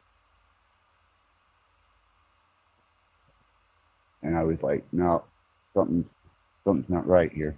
Hmm. Because you looked forward to that showcase. That was your shot right there. Is if you could get one of those A&R guys to spot you at one of those showcases and offer you even a meeting, that was something. That was kicking through the door and getting into the record industry, and then it started slowing and slowing until it was hard to find showcases, and then it was hard to find major label representatives at the showcases, and I think that's whenever I just decided to make my own music and do my own thing and stop depending on Do you have the rec- a band camp or anything you want to promote? no, No. no, no. Let me get your channel at least. No, I enjoy the freedom that I have when I sit down with my equipment, and I'm able, without critiquing from outside influences other than somebody that I let listen to it before I post it or something, but I'm in control of my own creativity and artistic direction, and I like that freedom. Yeah. I'm not pressured, I'm not pushed. I couldn't tour now if I had to. So I play my music for me now instead of trying to captivate and make a living, which I did quite well until it was over. And then I had to accept it was over, took a sabbatical, and that was that. Well, that's what created rock and roll in the first place, was that creative freedom to experiment, etc. Yeah, it was a tough cookie to swallow when I took that sabbatical and went out on the road as a nomad, because I was giving up my studio. I was giving up my bandmate. I was giving up any shot or chance to ever be back in the industry. I was giving up a lifestyle that I had grown very accustomed to. Uh, Gave up a lot of chemicals, a lot of self-indulgences, and it was kind of like a reboot of my life, in a different direction. Instead of outwardly seeking all this hedonistic pleasure and desire, suddenly I was taking a complete introspective look at myself as a person. And How old were you then? 38, Okay. 38, 39, and then the last trip I made out was about 4 years ago, and I was 50 years old, and I went cross country and back, and I was comfortable. You know what I mean? I could ride, 1,200 miles and not speak to another human, and still keep myself in a state of, contentment. I had my dog though. I did have my dog. I had my music, and there probably isn't a mile I rode without listening to my music. And I just really got in touch with who I had become and what I had become, and really had no relevancy to anything that was going on around me. I was a long-haired desert rat, and I was cool with that. Yeah, me too. That was my screen name at one point, Desert Rat. And I had a little avatar. Yeah, I still got my first rattlesnake tail on my. I got a leather brim, and it was my desert hat. I kept my rattlesnake tails on it. Yeah, good day getting in touch with me, because I figured it was all going to come down, and I could learn from the generation that I grew up around, the hippies, the 60s hippies, and how they were, and then to watch their genre and their culture completely dissipate into the mist and was damn near completely gone by the 80s. I kind of felt that same thing whenever I was trying to get in touch with that spirit of what I had been through, where I had been, and maybe share it.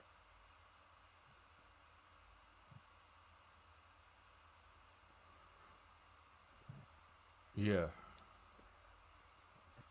Because I that know makes sense.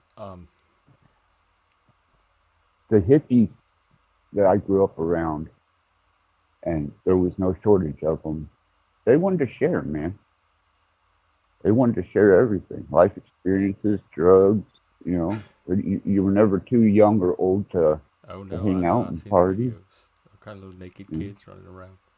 Oh, and they wanted to share that experience, and that was my first influences. Which let's share They this wanted to ride share the together. peace and love and happy, like Talcott, and we wanted to Well, share the misery. We wanted other people to share the misery with, the disillusionment. I think that came with rebellion and the punker days and the music when I first started getting into music, and and the industrial goth uh, that come over maybe in the music, that dystopian look at society crumbling, but it really wasn't. It didn't crumble until much later. So we wrote about it and what was going to eventually come to fruition, and we didn't know then. We were more or less speculating at a Well, dystopian type. and even that, like part of it, because the original punk and new wave and no wave, it did come out of actual urban decay. New York City was practically on the edge of bankruptcy at that moment, and these people were living in, they were like squatting in slums, making music and movies and all this stuff. So some of that made its way into the original punk that influenced the rest of the Yeah, punk of the genre that drew us in. So that actual like nihilism and sense of decay and decline and deterioration was I there from think the original. So it could be an artistic artifact as much as a prophetic one.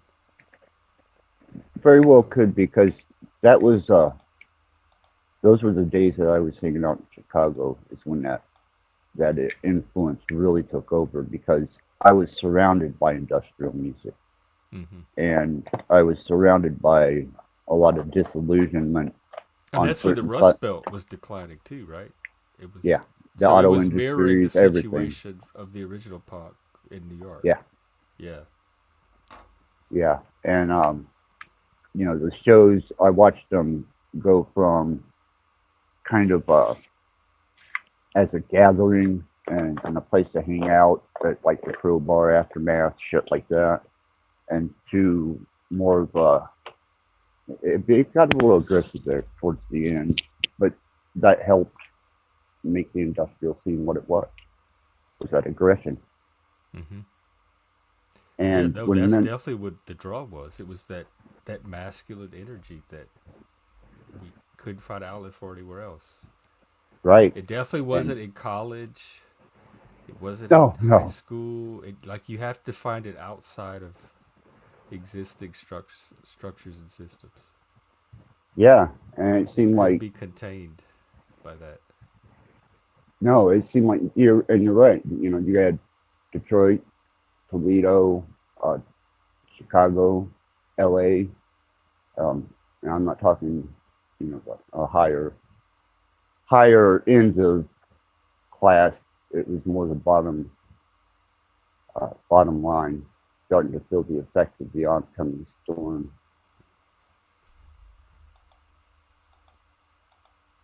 And we were making the I best am of it. looking. I'm looking at the time, and it's like almost 2:30 in the morning here. I I'm think I'm sorry, gonna man. I start just winding down reminiscing, so I can brother. make my streams tomorrow. I'm just reminiscing. I appreciate the time, Jeff.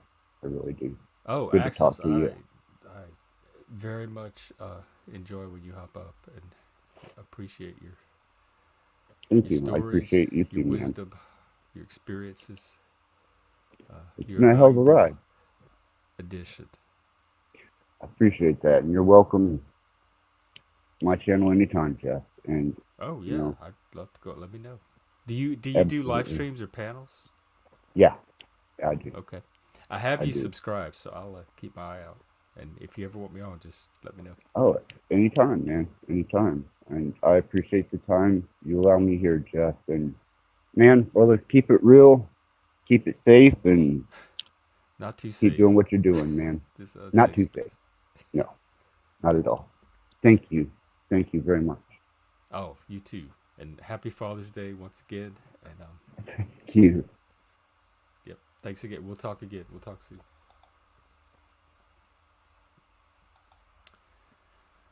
All right, folks. I think that's all I have in me tonight. I'm gonna go unwind with some a little bit of music, some rock. This has me inspired, and go off into that little something about Gen Xers or our generation or the rock generation.